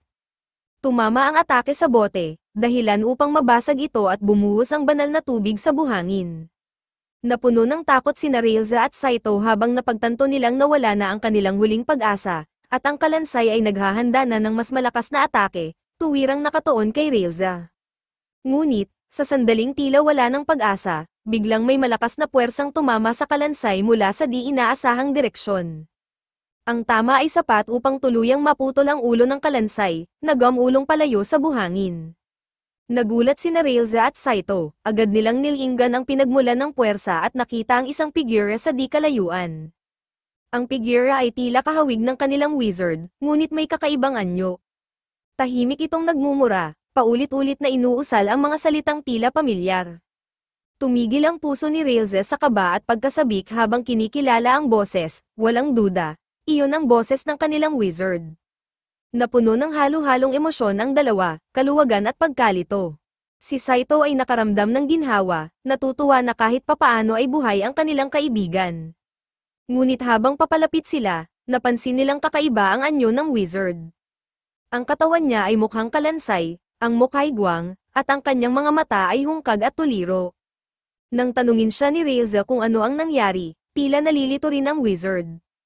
Naalala lamang niya na nakahiga siya at nawalan ng malay.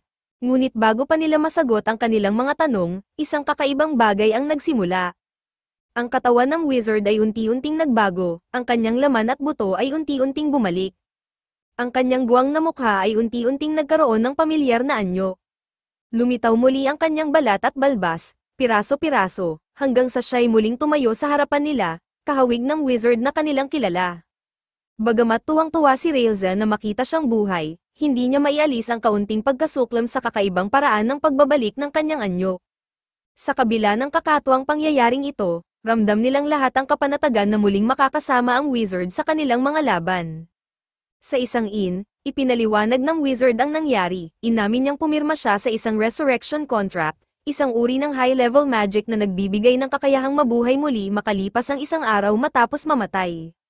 Ngunit sinabi niyang ito'y epektibo lamang ng isang beses. Masayang sumigaw si Saito, mabuti naman at buhay ka na ulit. Ngunit biglang nagbago ang itsura ng wizard, ang kanyang mukha ay naging kalansay muli bago bumalik sa normal. Napatigil sila, napagtanto na tila paulit-ulit na bumabalik ang epekto ng spell, dahilan upang siya'y magpalit-palit mula sa normal na anyo patungo sa kalansay. Biglang sinabi nila Fanpan, may nawawalang parte ng katawan ng wizard, at iyon ang dahilan kung bakit hindi gumagana ng maayos ang revival magic sa kanya. Sa kasamaang palad, wala na tayong magagawa, habang nag-uusap ang grupo, biglang pumasok ang dwarf na matagal nang nagmamahal sa wizard. Buong tapang niyang sinabi na tutulungan niya ang wizard. Ipinakita niya ang Great Encyclopedia of Magic, na kilala bilang Magicpedia, isang aklat na naglalaman ng lahat ng mahika.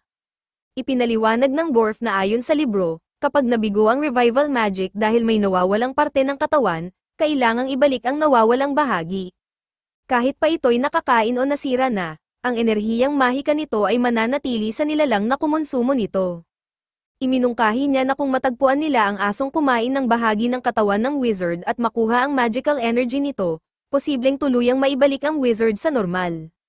Kinabukasan, nagsimula ang grupo sa paghahanap ng aso kasama ang dwarf. Ngunit kahit anong gawin nila, hindi nila madetect ang magic. Biglang dumating ang forest elf, na natakot nang makita ang skeleton form ng wizard.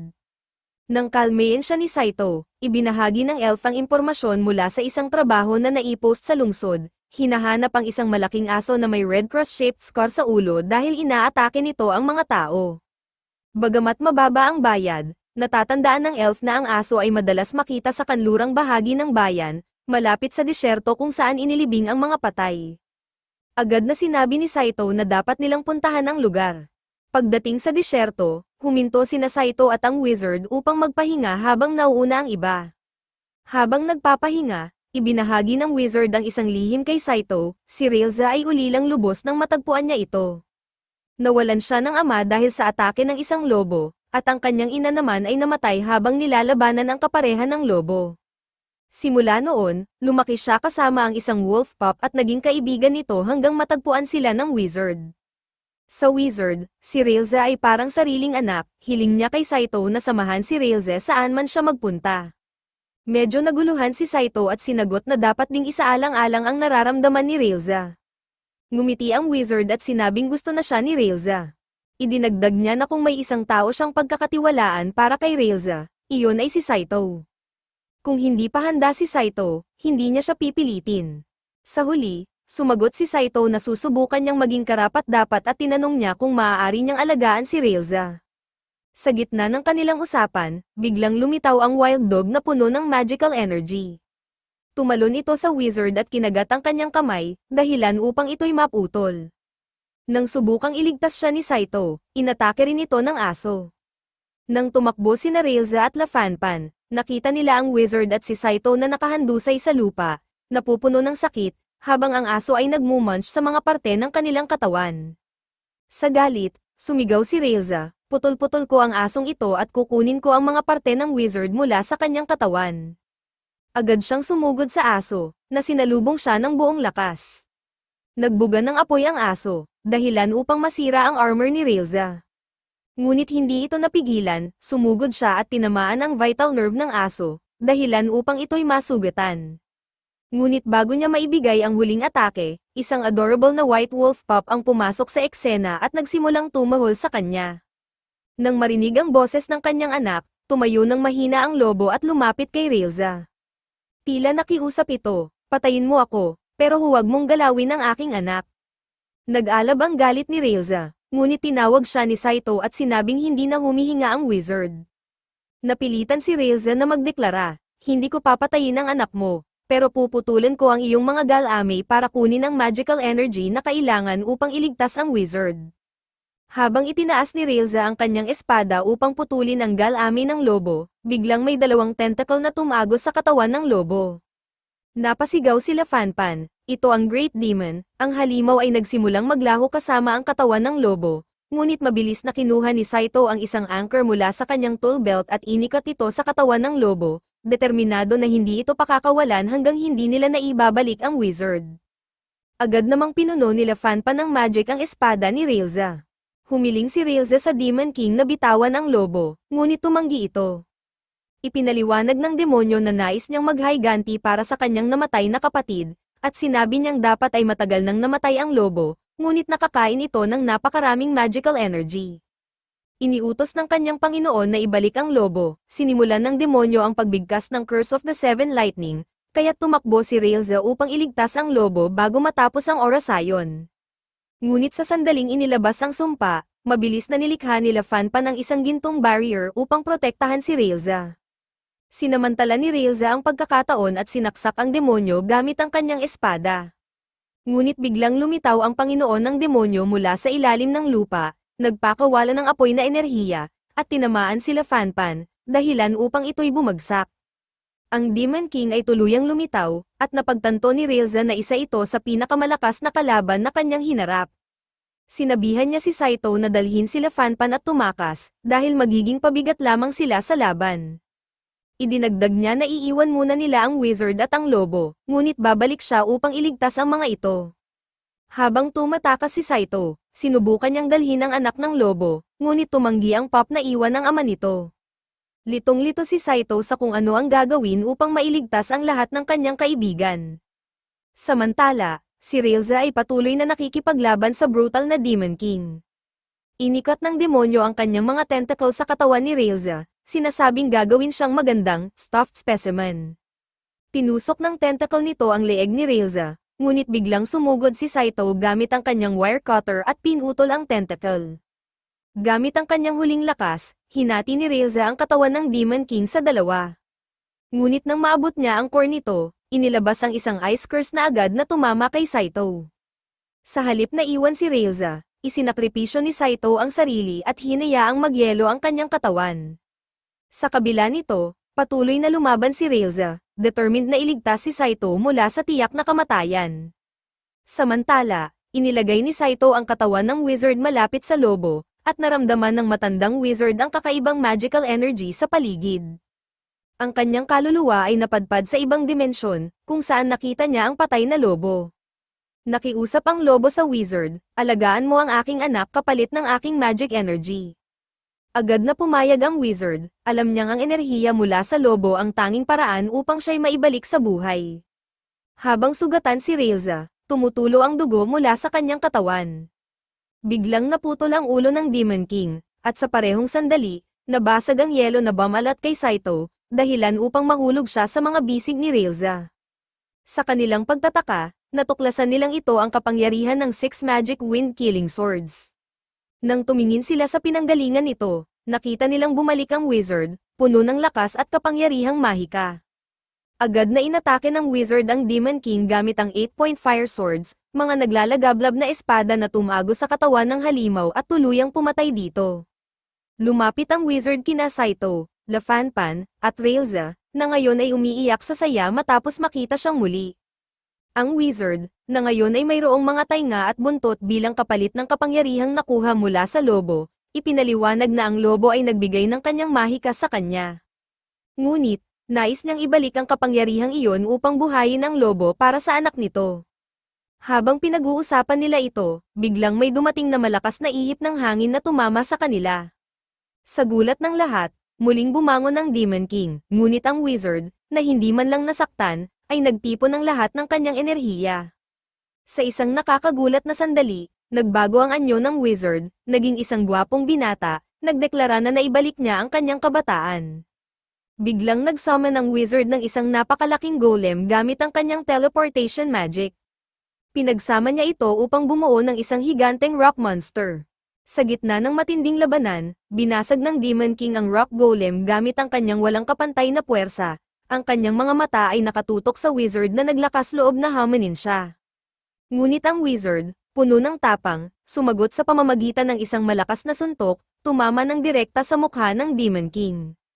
Sinamantala niya ang sandaling iyon upang utusan ang mga pira-pirasong bato mula sa golem na magtipon at subukang durugin ang Demon King sa ilalim nito.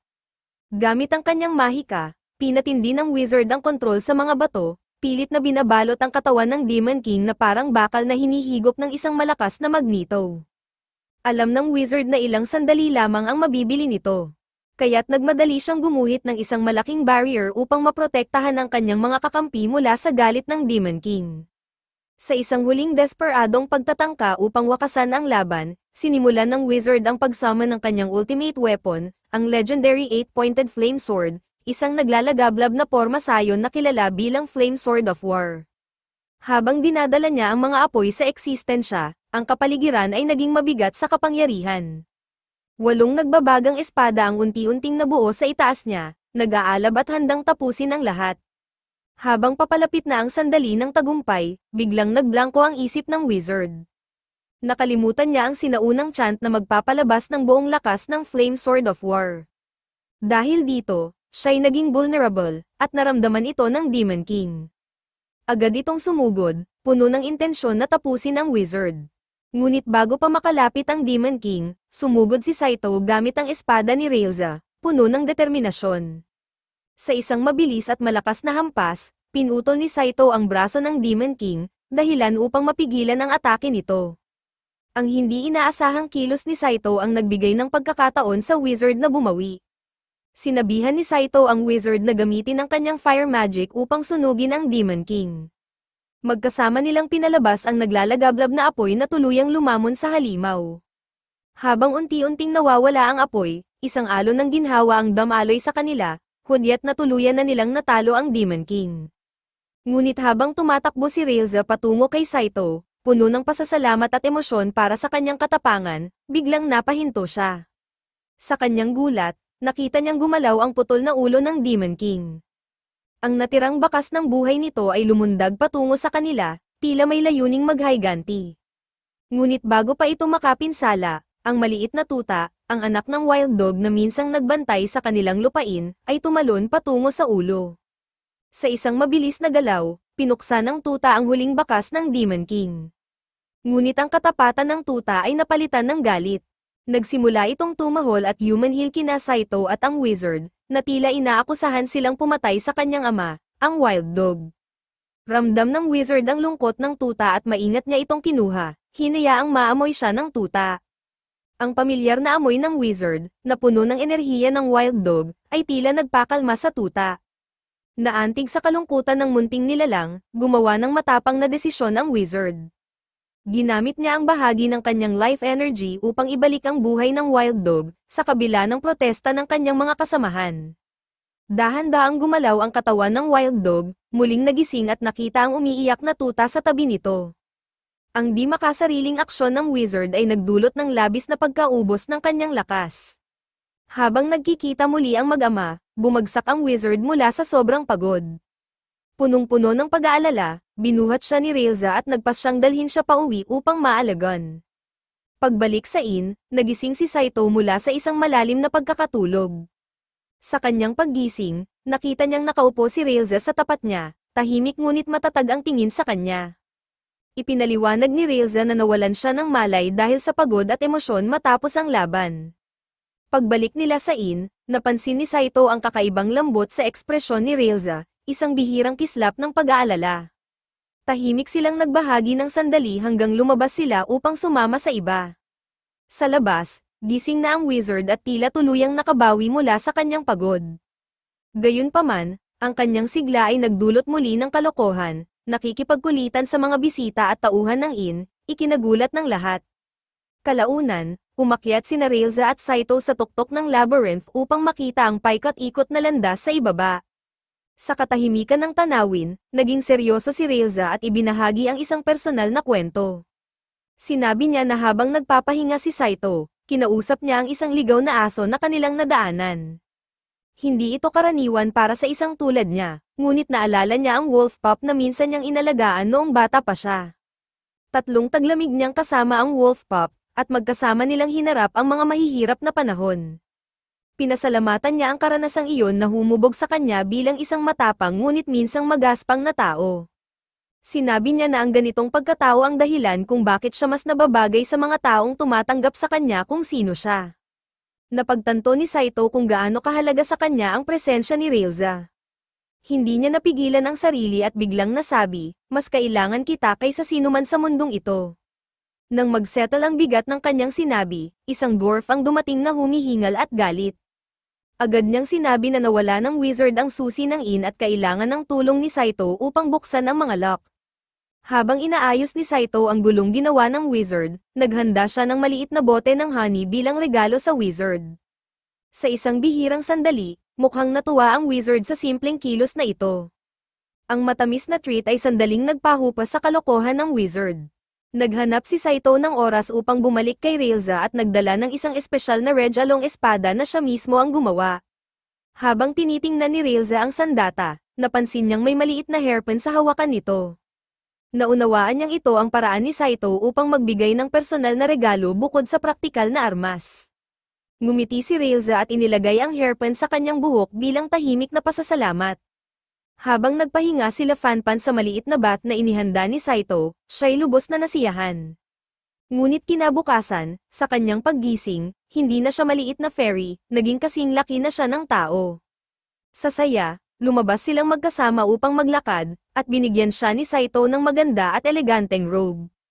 Tumanggi sila Fanpan noong una dahil wala siyang gintong barya upang bayaran ito, ngunit sinabi ni Saito na ito'y isang regalo bilang pasasalamat sa kanyang di makasariling mga aksyon. Habang nagsasaya sila Fanpan suot ang robe, aksidente siyang nabangga sa isang fog na nagumpisa ng gulo. Pinagtawanan ng fog si Saito, sinabing wala siyang silbi at isang mahina kumpara sa kanyang mga kasamahan. Ngunit sa isang mabilis na galaw, hinawakan ni Saito ang braso ng fog, iniikot ito sa likod, at pinatumba ito ng madapa sa lupa, nagmamakaawang patawarin siya. Bumalik sila Fanpan sa kanyang maliit na anyo, At ang wizard ay bumalik mula sa isang acupuncture shop kasama ang dwarf. Natuklasan nilang ang bat na ginamit nila Fanpan ay isa sa kakaibang gamit ng wizard na pansamantalang nagpapalaki ng mga fairy. Sa kalaunan, nagbukas si Saito ng isang handyman business sa bagong mundo. Unti-unti, nagsimulang bumalik ang kanyang mga dating kasamahan sa inn upang humingi ng tulong sa kanya sa iba't ibang gawain. Sa wakas, napagtanto ni Saito ang kanyang tunay na halaga, isang mahusay na handyman na minamahal ng lahat.